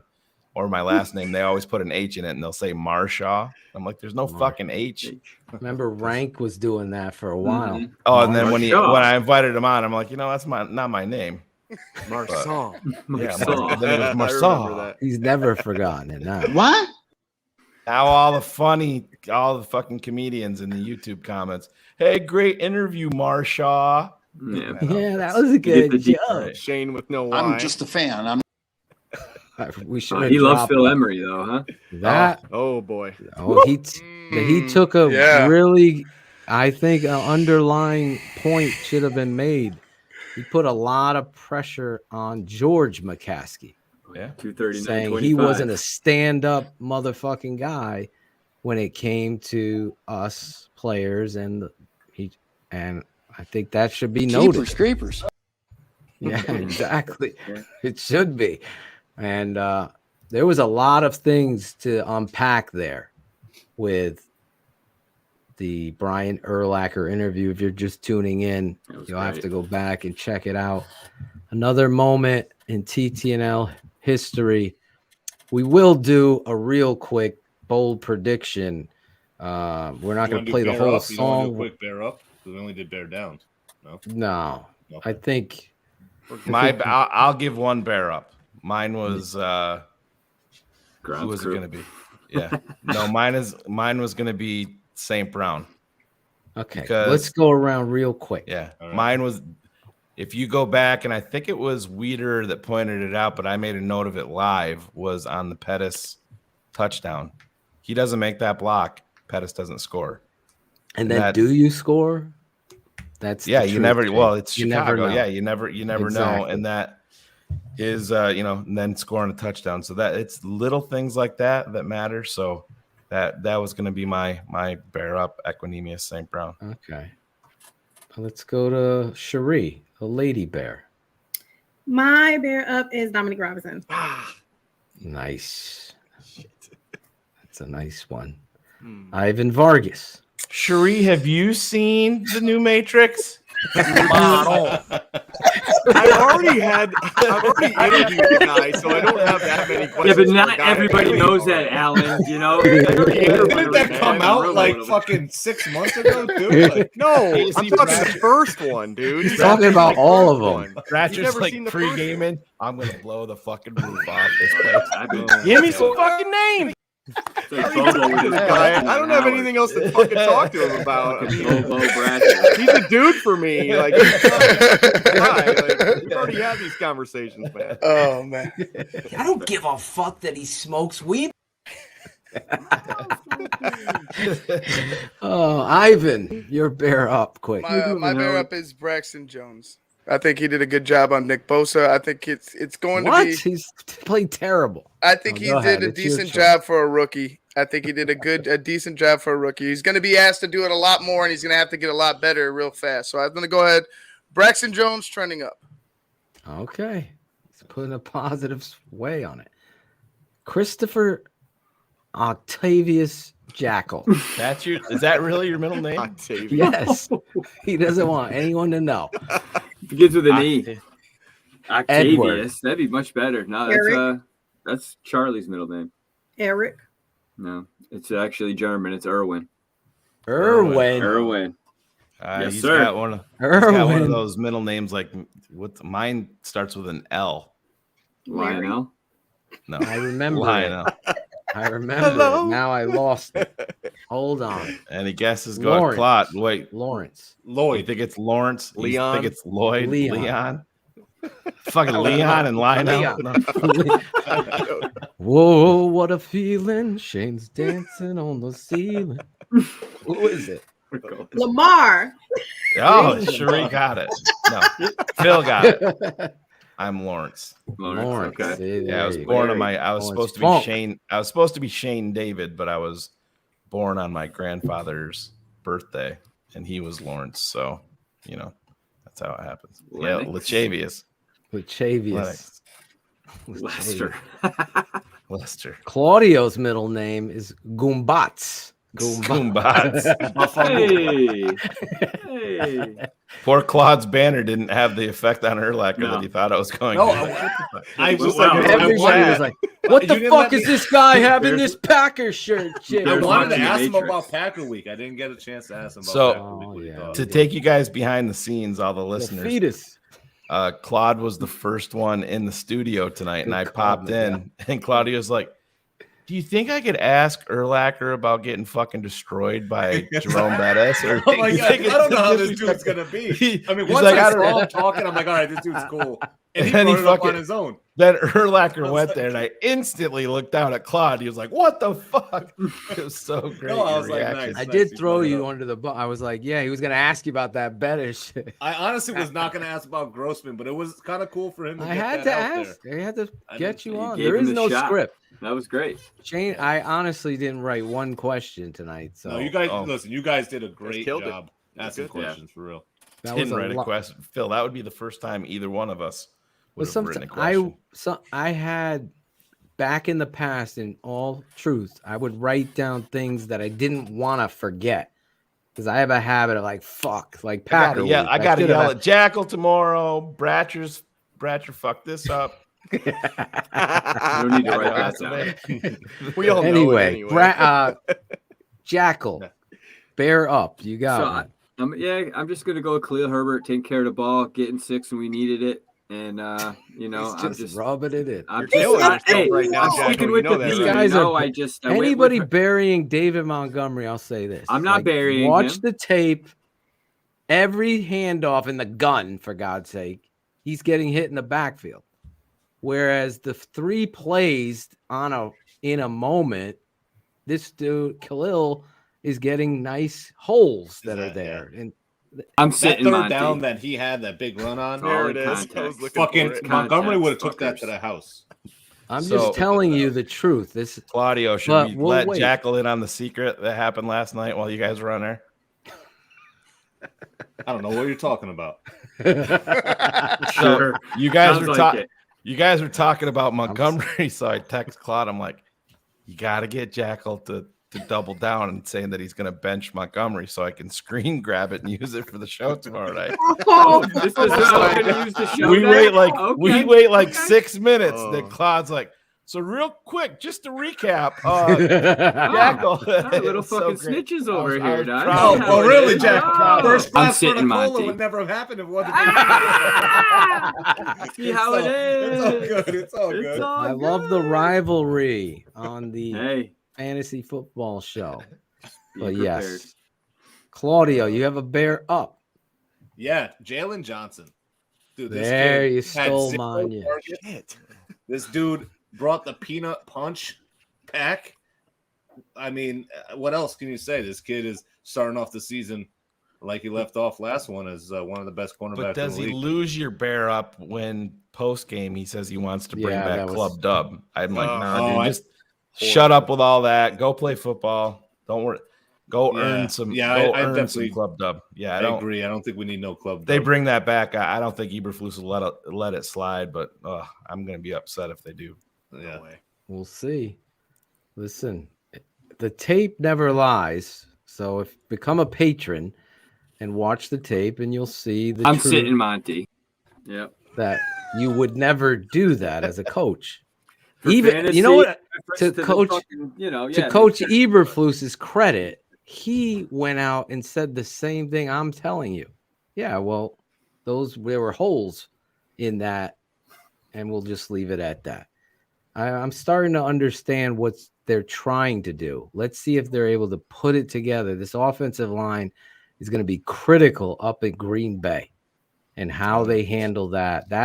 Because I believe the Bears defense is going to be keeping this team in the fucking game. There ain't going to be. So how does our offensive line didn't blitz one time? Not one blitz. Yeah. Impressive. Not one blitz. Two teams did that in week who one. Who was the other? Vikings. Buffalo. Buffalo. Wow. Yep. Same concept. Both won. Okay, and this should be a different week because they might have 3 offensive linemen out for this game too. So you've got to bring the heat. Have you given your bear up? No. Oh, okay. I don't want to. Everybody keeps taking him. Keanu Reeves. He knows. Keanu Reeves. Morpheus. Who do you got? I'll go with Justin Fields because he faced adversity, just like I said on BHL the other day. He faced the adversity, Yes, especially on when he's getting rushed constantly. He's getting out of the pocket, moving around outside the pocket. Last year, on that throw that he threw out the other side of the field to Pettis, he doesn't make that throw. He just runs with it. And the fact that he's getting that discipline, keeping his eyes downfield, it's a big tell for me. I love what I saw from Justin in that second half. Absolutely. We're going to see Justin write his story. This is a big moment for him, in my opinion.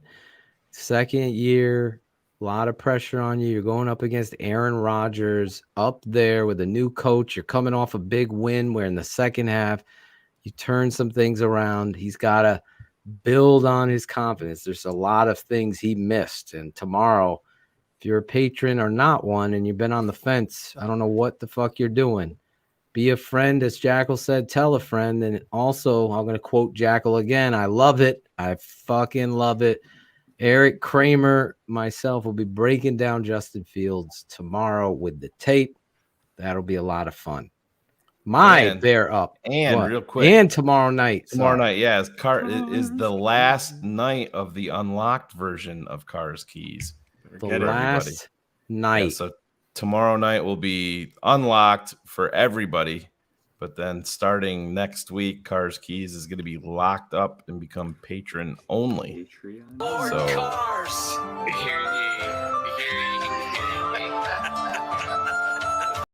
Lord Cars Keys. You've seen it. You love the show. You love cars. They do a great job on that show. That's going to be a lot of fun leading up to Packer Week. That'll be tomorrow night, the last one. Become a patron. Telling you, really appreciate it. My bear up is a guy that I've been very hard on. And I got to give credit where credit is due. He was the guy I didn't think that would embrace this culture, and he's done the whole opposite. That is Eddie Jackson. Big moment. I believe it turns the tide of the whole entire game, making a play, getting the turnover, and treating this game the way it should be with intangibles. Again, he got run over. Brian Urlacher's talking about people get run over. Shayne did a great job pulling that tape on BHL to show you, which I will with my dad. The defensive end, Muhammad, has to come up. You've got an offside backer, a running back. You got to read back, especially if the mesh is on the opposite side. It's got to be back.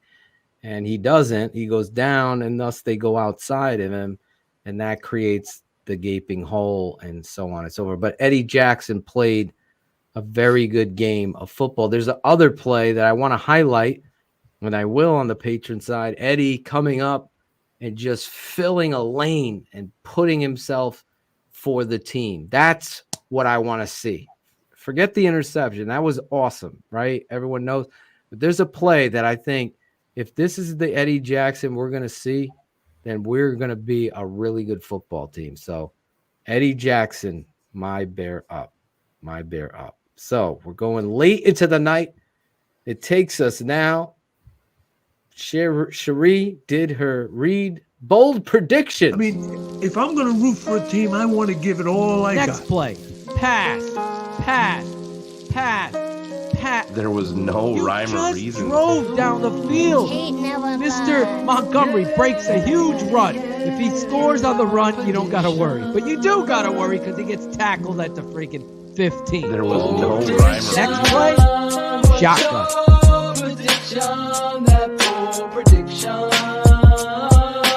The tape never lies. Bold predictions, the condensed song version to get you going.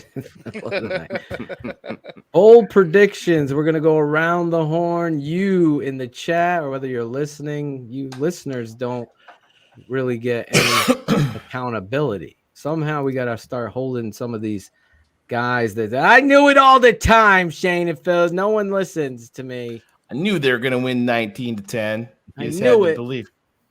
Just had to believe, Phil, you negative motherfuckers.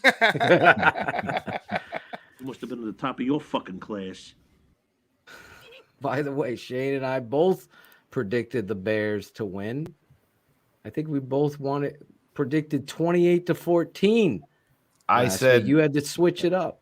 Yeah, I said 28-13. You said 28-14. Right. But you were going to be 28-14. Yeah, it was. And then, so but my bold prediction fell way short. I picked 2 Cole Kmet touchdowns. So, my prediction was probably short too, but I am short. So not even gonna make it. Not even gonna make an easy joke there. I did it for you. Unless that dragon was fucking a goat. Just play it through. Should have played it for Urlacher. He would have loved it. He laughed his ass off. All right, here we go. Round the horn we go. And we start with the Manscaped champion, Lady Bear. Cherie. Hey, at least he didn't call you Sherry, right? Sherry? I almost called her Sherry in that moment. Did you heard it? Sherry, just so you know, when Phil and I talk on the phone, if he'll say something about you, it'd be like, I'm like, it's Sherry, Phil. I always correct him. Well, how many years has it been now, Phil? I am in a zone of names. It's just crazy. I mess up all these names. That's why we put the beats on in the bold prediction to liven you up, get you back, perked up. Yes, behind Claudio is a bear eating. Oh yes, Phil. There was your bold prediction. 173. Yes, short. a lot short. Yeah. 1.73. Yes. You were guessing yards per carry, right? Yards per carry. 1.73. Hopefully they get under center and start running the goddamn ball a little bit more. It's no coincidence when they were, there happens to be some success, but I digress. I'm not sold on Getsy. I don't know what he's going to pull when he goes up and plays. You're not going to decide after 4 quarters? No. I'm gonna see what he does. People are trying to fire Getsy and trade Montgomery after 1 game. I love those people. Not Cherie. Miss Cherie. Yes. So I have Bears winning 24-23 on a last-minute second field goal. 24-23.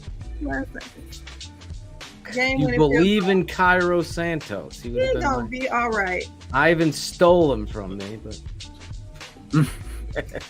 I'm gonna take the whole special teams. Fuck there's 11 of us on the show. Yeah, you get the rookies on the show. I'm gonna take the entire fucking defensive side of the football. I'm gonna take the whole offensive line. Thank you. Those motherfuckers were out there. They were taking the red and the blue pills. Matrix style, man. It was all fucked up. Chasing the bunny. Oh. Okay, so my bold prediction is Eddie is going to go a step further and get us a pick 6. He's going to have a pick, and he's also going to have a pick 6. Oh, so are you saying 2 picks or clarity, 1 pick to the house? Yep, 2 picks and 1 pick to the house. Wow, that is a bold prediction. 2 picks. On Rodgers. One going to the house. Aaron Rodgers, who Brian Urlacher just said doesn't throw picks. He gonna do it. There you go. You believe in it. Urlacher got him 3 times. Here we go. Who are we going with next, Shayne? Should we go with Ivan picking the whole offensive line? I'm going to go with the Bears. I'm going to go with the Somebody's definitely going to fucking score. My bold prediction is the Bears going to win. They're going to score more points than the other guys. Exactly. Who do you got? Ivan? I got the Bears 24-20. Bold prediction, Monty gets over 100 yards, but Khalil Herbert also adds about 50 yards himself on the ground. It's going to be a good mixture. Nice. So like 150 yards for the running backs. We'll say that. There you go. Over 100. Does he have a tutty in there or no? I think he could. Yeah, throw a tutty in there. 100 and a tutty in there, Jackal. 100 and a tutty. 100 and a tutty. Brian Urlacher's wife's titties. Everything's going on. Hey, you. Alan Bratcher. Ugh. Well, you guys are going to hate me again. Here we go. I was going to go running back because the Vikings did open up quite a bit on the Packers. I think they both got 4.5 yards per carry, both running backs. But I'm going to go different since Ivan took it. I'll go with Cole Kmet is going to lead the Bears in receptions. And the Bears will lose this game. The homecoming's over. They're going to come down to earth a little bit, and they're going to lose 24-18. 24-18, Jackal, he predicts. Okay. What was just for clarity, Kmet Cole Kmet is your bold prediction. In receptions. Okay. He has receptions. Any big yards, a touchdown, or no? Probably not, no. Not him. He's gonna have all short yardage shit like always. I love it. Is that a bold enough prediction? Is Shayne? that bold enough? Vague. It's not the vague predictions. Do I need to go harder? It's the gray prediction. The gray zone prediction. Which pill is he taking? Taking the gray fucking one red pill, right? The blue. I believe he's gonna. I believe he's gonna lead him in reception. Brian, do you like football? Hey, Brian. You played for the Bears. I believe he's gonna lead them in receptions. Yep. All right, there you go. Receptions. How many receptions for clarity? He will I have, was waiting. he will have 8 receptions for 76 yards. Ooh, There we 8. go. Okay. Now we're Okay. kind of in 8 for 76. There you go. All right, Chris Jackal. 21-18, Bears. Santo wins it at the end. No. Redemption tour. Bold prediction. Justin 21-18, you Yep. said? 21-18. So they're tied up going down the field. Fields leads him down the field. Gets him into Santos position. buries it for the win. Yes, sir. Like a dream. Look at But that. Justin Fields outperforms Aaron Rodgers both in yards, completions, Wow. and touchdowns. There's a bold prediction. That Yards. because he was doing cocaine before the show. Ayahuasca on the other side. Up still. Harrison asked the wrong guy. Jackal, that face you just made. We got to pull that. That was the fucking best right there. There's so many great things Dude, I on this can't show. Wow. Aaron Rodgers, he outplays Aaron Rodgers with completions and rushing yards. With everything. Yards in the air, more Touchdown touchdowns. passes. Yep. Okay. Overall, Look at that. beats him up, yeah. Claudio the Barber, Yes. Grossman's #1 fan. So, I mean, listen, I think we're going to shock the world again.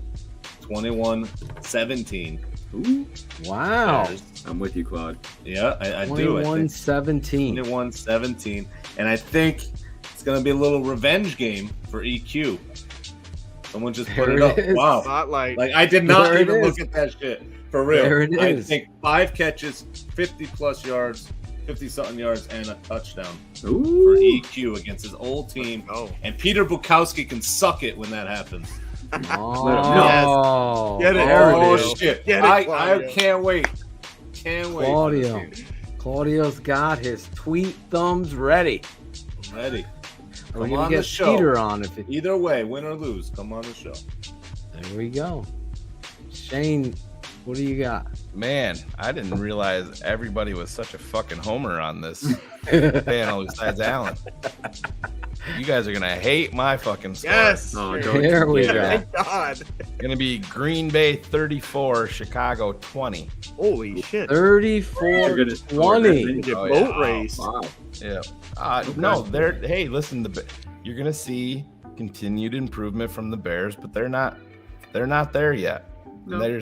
That's not me just saying, to try to be different. They're not there yet. And if they lose to a Hall of Fame quarterback, does that mean that they're regressing? Absolutely not.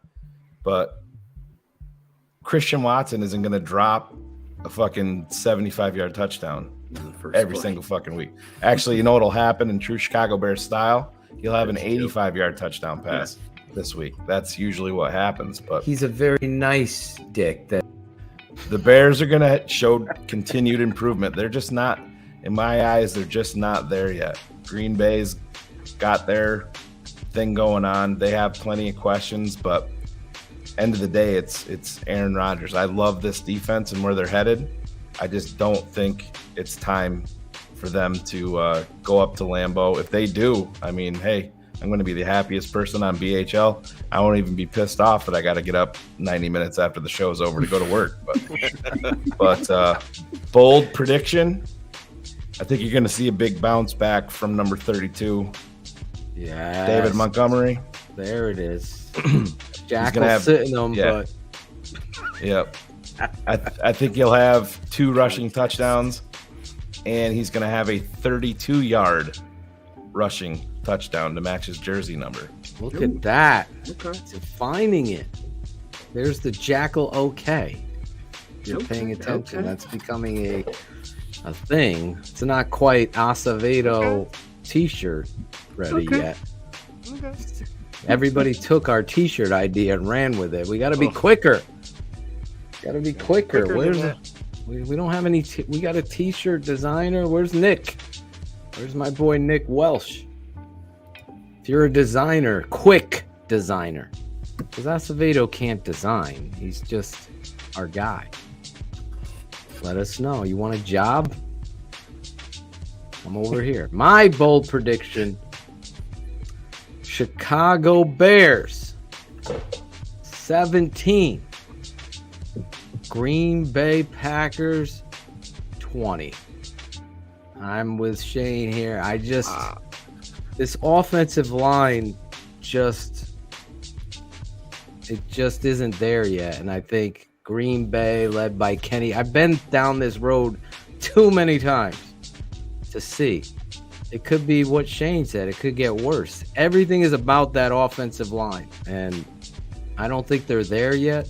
So you think their D-line's better than the Niners? I don't think their D-line's better than the Niners, but it's about they have some fucking players. I'll tell you that. They do have some very good defense. Niners had a top 5 front seven last year too, man. You got to remember that. Well, I always remember that, but the reality is last year and numbers and PFF score, all that shit doesn't matter to me. The players like Kinlaw was a force to be reckoned with. Yes, all of them. Joey Bosa's a force. They have Kenny Clark, who's been a thorn.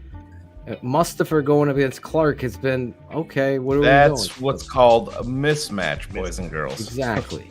So how are the Bears gonna? Are you gonna get in shotgun again? You're gonna start just shotgun.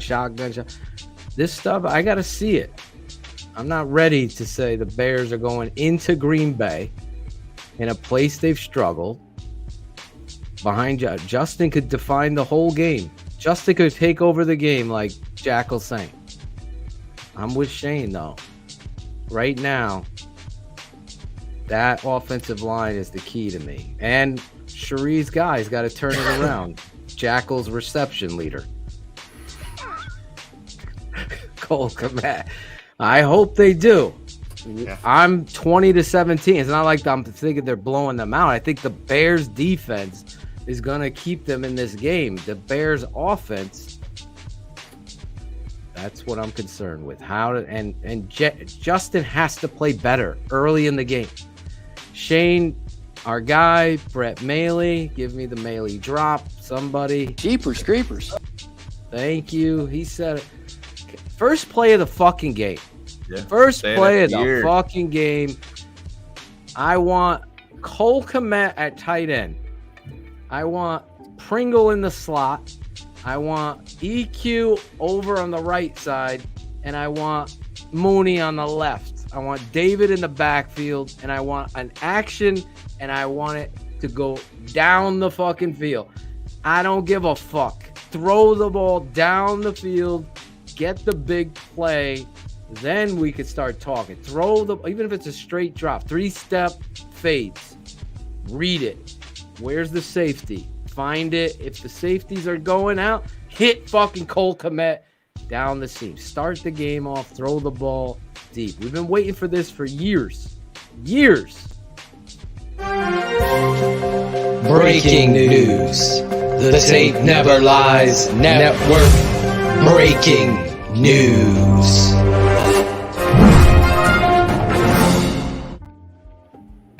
Oh, where did it go? Paul Clark. He figured me out. He figured it out, Paul. I'm sorry. Yes, I'm not a Bears fan. only started this network based on the Bears, but Paul, you seem like a genius. The meatball clip of the week. Jesus. Oh my God. I don't think I have to spell that CHGO.com. Click on their link and watch their show. If you want sunshine and rainbows. Hang on. Everybody's picking Bears. Oprah. Bears. Where You is get a it? card. I'm You looking get a for it rainbow. too, Phil.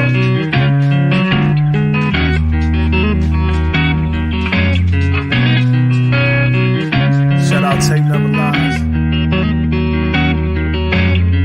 Shout out. I know you hear me, baby. Shout out. I know you see me, baby. Shout out. We gotta holler at you. Keep it 100 crew. Gotta show love too. Shout out. I know you hear me, baby. Shout out. I know you see me, baby. Shout out. We gotta holler at you. Keep it 100 crew. Gotta show love too. From the fans in the stands to the follows on the gram. Thanks for your support, showing love in the DM. We stay Spencer strong, fight together till the end. Now it's time to shout out worldwide friends and fam. The network that keeps it real, 100 crew. So many in the world that I gotta show love to. For some this policy the show is at its end, but for me it's so important to thank the charter members and the fans. Built the network, speak the truth through the tape. Never run around the truth, no narratives we create. Set them straight, no bubble screen on 4th and 8. Claudio, Shayne getting nervous cause keeping them up too late. That's it, no more to say to get the shot of vital. But hurry up cause the postman's getting homicidal. Shout Spencer strong. I know you hear me, baby. Shout out. I know you see me, baby. Shout out. We gotta holler at you. Keep it 100 crew. Gotta show love too. Shout out. I know you hear me, baby. Shout out. I know you see me, baby. Shout out. We gotta holler at you. Keep it 100 crew. Gotta show love too. The network that keeps it real. Spencer strong. Like, hey, the Packers are always going to have their quarterbacks. The Bears. Play it out. Like, All hey, right. the Packers are always going to have their quarterbacks. The Bears are going to have to face them twice a year. And before we went live at him, it's like you can put 2 losses on the the Bears schedule there whenever.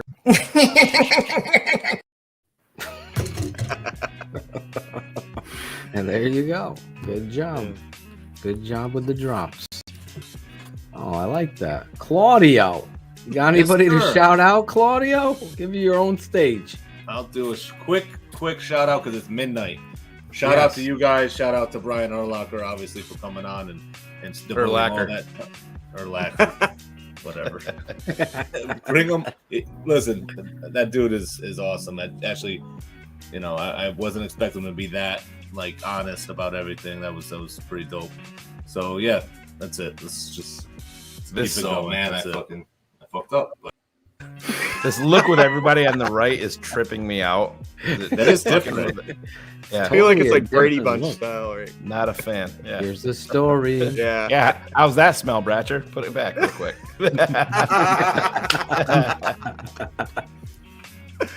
Yeah, there you go. There's Claudio. Yes. There we go. Nobody noticed this shirt? This doesn't look familiar. Gives a fuck. No. Okay. Mentality. It's hard to see when it's all the way down here, Claudio. Fields had that. Fields had the shirt on. It was hard to see it. Yeah. There he is. Cool Kennedy. He's a homer like Simpson. All right. Cherie, you have any shout outs? Of course I do. Shout out to you guys. Great show tonight. Great guest. It was fun and of course legendary. So, we kind of made history on TTNL. So shout out to you, Bratcher, for helping make that happen. Shayne, shout out to you. Hope Thanks. Better. I know you're struggling. Woo. And I mean, just the rest of you guys, always, staying in contact, checking in on each other, and it's truly a family. So I appreciate that. And shout out to my family, my little cousin tuned in, Nigel, and my besties, Lenny and Brandon. They were tuned in. So shout out to them. First time listeners. So hopefully we got first time. Yeah, I know. I'm just slacking. They tell me to share the link. I'll slack sometimes. Share that link, girl. Was there added pressure knowing that they were listening during the Manscaped read? Yeah, my friend was actually texting me during the read. Oh my god. Jeepers creepers.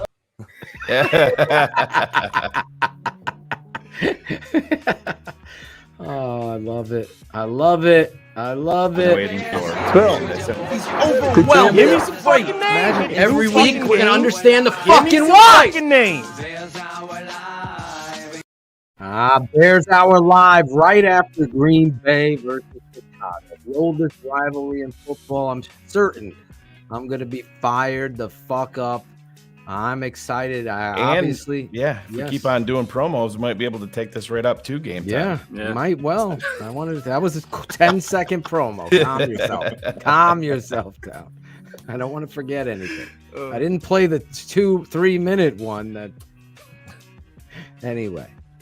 Who are we going to? Let's go to Ivan Vargas. I'm gonna shout out the entire city of Chicago. Right Yes. now, I'm gonna go one by one.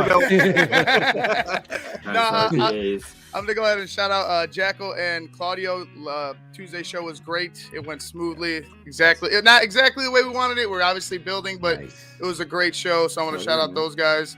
And then Brian Urlacher, man, just a fucking great interview. Alan, awesome shit. But Brian was on fire tonight. You guys are on fire as well. So just a great show overall. Why is Alan getting all? Me and Shayne asking the god that Alan asked, "Are you gonna watch The Matrix?" His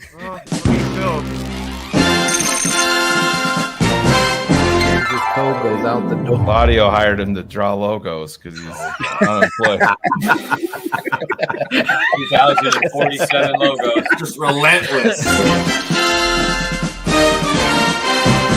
They never lie. TTNL's keeping it fantasy, Shayne, for you. Keeping it fantasy. Great job there. Yes, check those guys out. Tuesday nights and the city of Chicago. Shout out them with Ivan. Love it, Ivan. Alan Bratcher.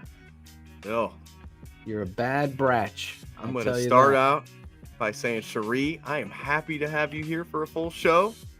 Love hearing your voice on this show. Love you having the promos. You don't have to blow me up like that. Let's get back to where we were. We don't need all that, guys. We don't need all that. Cherie, love having you back. Awesome job tonight with the reads as usual.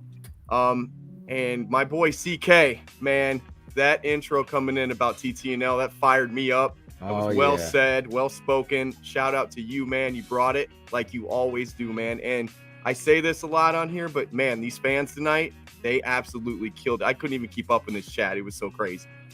You guys did a wonderful job. You killed it. They behaved. They behaved, which I was very nervous about coming in. You guys killed it. Shout out to you. Yep. At least he spelled your name right, Shayne. Yeah. Don't interrupt Bratcher's great shout out. I just wanted to put it up there so everybody can see it. So. How's that the last one? He got you. That's cool, Paul. You get me your size and your favorite player, and I will buy you, if the Bears win 35-10. Here we go. Then Chicago Bears jersey or hoodie or Anything. jacket on me. There it is. Bears. That's 35-10. Paulie Clark. Paul Clark. Hold me to it. It's out in the atmosphere now, Paul. So I'm putting on the best Bears show on the planet. It's giving you right there, Paul. Paul, I just want to say this. At 60 years old, I fucking love that you love the Bears. No doubt. Love that you're participating in the show. But a prediction does not mean a fan. Right. You have to predict it. Keep it 100 is the name of the show. If I'm giving advice to Jim Larison on a bet over 20 grand, I'm like, here's the mic drop. Go ahead. Let's rewind 2004. Paul's watching the football. Jonathan Quinn is the best fucking thing to happen to these Chicago Bears in 45 fucking years. 45 years. Listen, we'll get Paul. Paul, if it happens, if he goes down, Craig Krendel's going to come in and mop it up and take us to the Super Bowl. 35-10, TTNL hoodie, any jersey he wants, and Jackal, Ivan, and Claudio will bring you on their fantasy show. to talk fantasy football, Paul. Yep. There you Oh, go. There you go. They better miss a fucking extra point. Yeah. Paul Clark. Just kidding, Paul. Love You've his optimism. You've probably been a fantasy football fan for 65 years. So 60 beat your ass in years. fantasy. I like Paul Paul is so Clark. old that rainbows were in black and white when he was a kid. It's fine, man. I'm kidding, Paul. I love you. I remember being a kid asking my dad, what was it like when it was black and white when you were Yeah. I literally thought it was back then. It's all the movies were. Yeah. Anyway. Claudio, you shouted. Bratcher shouted. Ivan shouted. Christopher Jackal has not. The Cabbage Patch Kid. Quick and easy. AB, well done. Bringing, a gentleman that I wore his jersey for like 13 years almost. Every Bears game that I got a chance to watch, I always wore his jersey. So it's fucking awesome to actually hear him, watch him, and be part of that. So thank you for making that come to fruition. And boys, that was a great interview. So thank you for giving us the pleasure of firing away at him and, having some fun with him. I thought it was a pretty candid interview all around. He had everybody on their toes, and I thought that made for just fucking great content. And TTNL hit it out of the park tonight, guys. So shouting out the network.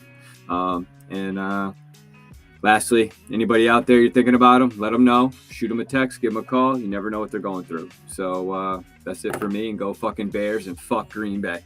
I'm sitting, Monty. In fucking context, Phil. Jesus, it's important. I'm not doing It's that. a start and sit segment. Jesus Christ. Fucking Shayne. Listen, Shayne Marceau. Claudio. Shayne Marceau. Sharif, good timing on those drops. Nice jerk. Nice job, Shayne. You have a shout out, Shayne. I'm trying to think. I'm so tired. Okay. No. Good night. Shout out the network. We're entering year 3, correct, Phil? We're not going out of year 3, starting year 7, as Phil would like to say. But big year coming up. What better way to kick off week 2 than to have a Hall of Famer on? This is one of those.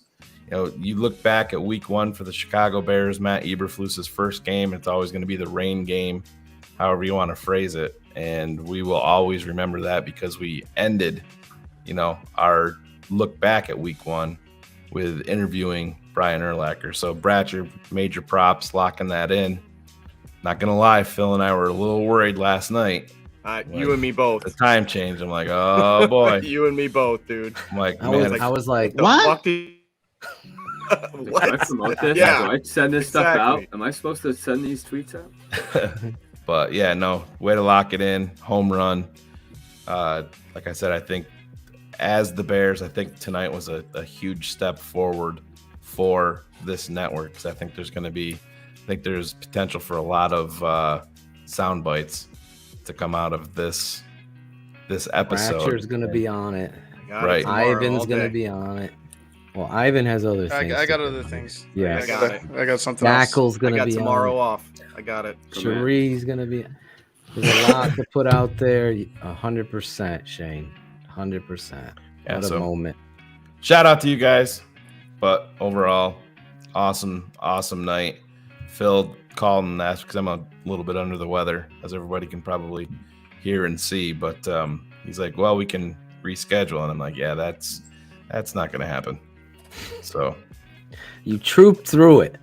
Yeah, that takes me to my shout out, Shayne Marceau, for trooping through it.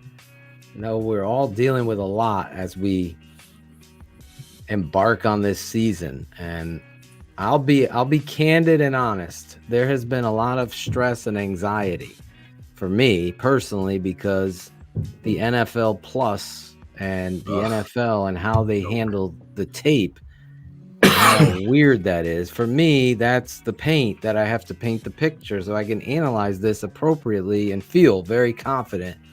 I don't want to go on here talking shit. I got to feel confident. So Shayne and I have both been a lot of nerves going on in regards to that. And then on top of it, Brian Urlacher and Packer Week and the shows and all of the stuff, cutting tape takes a lot of work, as Ivan and Alan could tell you. So knowing what Shayne and I were going through, and especially Shayne, shout out. Wow. I finally get my fucking respect. That's the shout out. Oh, the Bratcher right there. Mic drop. You were saying, Phil. Let's go. Come on. That error. That No, error I'm kidding. message came up. Like the motherfucker's finally praising me. Yeah. Fucking power goes out. Surprise. No, shout out to Shayne trooping through it. How fucked up would that have been if he popped back in and Angelo was on the screen and Phil was gone? Someone's head would have blown. I'm the most legendary shit of all time. I'm trying to get him back on. I really, really, truly am. All of you guys, seriously, all the background stuff, everything that Ron G, Caden, Alan, forgetting Urlacher, and Jackal, and Ivan doing all these little things, the minutia of the show, it means a lot. And this network, the family, and I'm just piggybacking off of Alan, because you said something great. Your question sucked, I'll be honest, but that's a little inside. Your shout out was great. And CK speaking on what the network means to that. There's a special place in my heart for people expressing their vulnerability in true form. Anybody, you guys suck. Anybody could say that. And me and Shayne are guilty of going back and forth at people sometimes. I try to focus on the positive people all the time. But that moment for me got me fired up even more for the show, to set the tone, and then to hear the Keepin' It 100 song come on out. I was just ready to rock and roll tonight. And sure enough, Urlacher, shout you out, because that was just, I don't even know how to express it. I think Jackal is on the cusp of it. Like, to see Urlacher just let loose and be who he really is in this show was awesome tonight. So shout out him. Ben Ricketts in the chat. For me, you were the standout tonight. You just kept bringing it. Dub Williams, Jason Onstad, Bullets, Arthur Rocks. Saw a lot of you in the chat. HL, Bill Robbins. You guys deserve a lot of shout outs. Some of these guys were this guy was your idol. Russell Webster and Claudio. I know that you. So shout you all out. We'll be back though next week with Olin Kreutz, breaking all of this down. Another legend. Again, another amazing guest. All of you guys in the chat, I'm going to come up with a list. Tonight isn't that night. Shayne will kill me. And you guys were awesome in the chat tonight. Smash the like button. Let other people know how this show is. I'm amazed, y'all. What did she say? Put it down. I'm amazed y'all been live for so long. Usually a couple hours, but I think it's been like 4. Wow. Yeah, we always try to stay live. She must be new here. She's new. Cachet. Welcome back. Shout out to you, Cachet. You gotta. Anyway, Shayne, should we go out with the credits or should we go out with Cool Kennedy and what TTNL means to him? Let's give our guy CK some love one more time. He deserves it. Let's do it like that. You guys will be back. Please like and subscribe. Let other people know where the best Chicago Bears show on the planet is. BHL will be live. X's with the O's will be Saturday evening at some point, breaking down the tape again. Kramer's QB School tomorrow. Become a patron. It's simple. How many times I gotta say it? You don't even have to put the www dot, but I'll do it for you. TheTapeNeverLies.com. Become a patron. Good night. God bless. We'll see you next week. Here is Cool Kennedy. What does TTNL mean to you?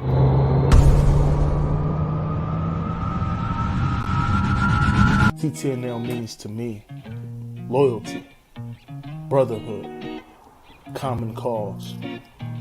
TTNL is accountability to a team we love.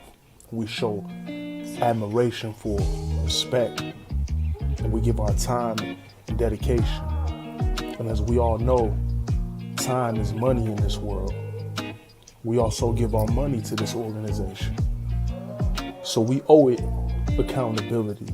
And that accountability comes with knowledge, football knowledge, that we gain from this network, that we gain from Shayne and Phil.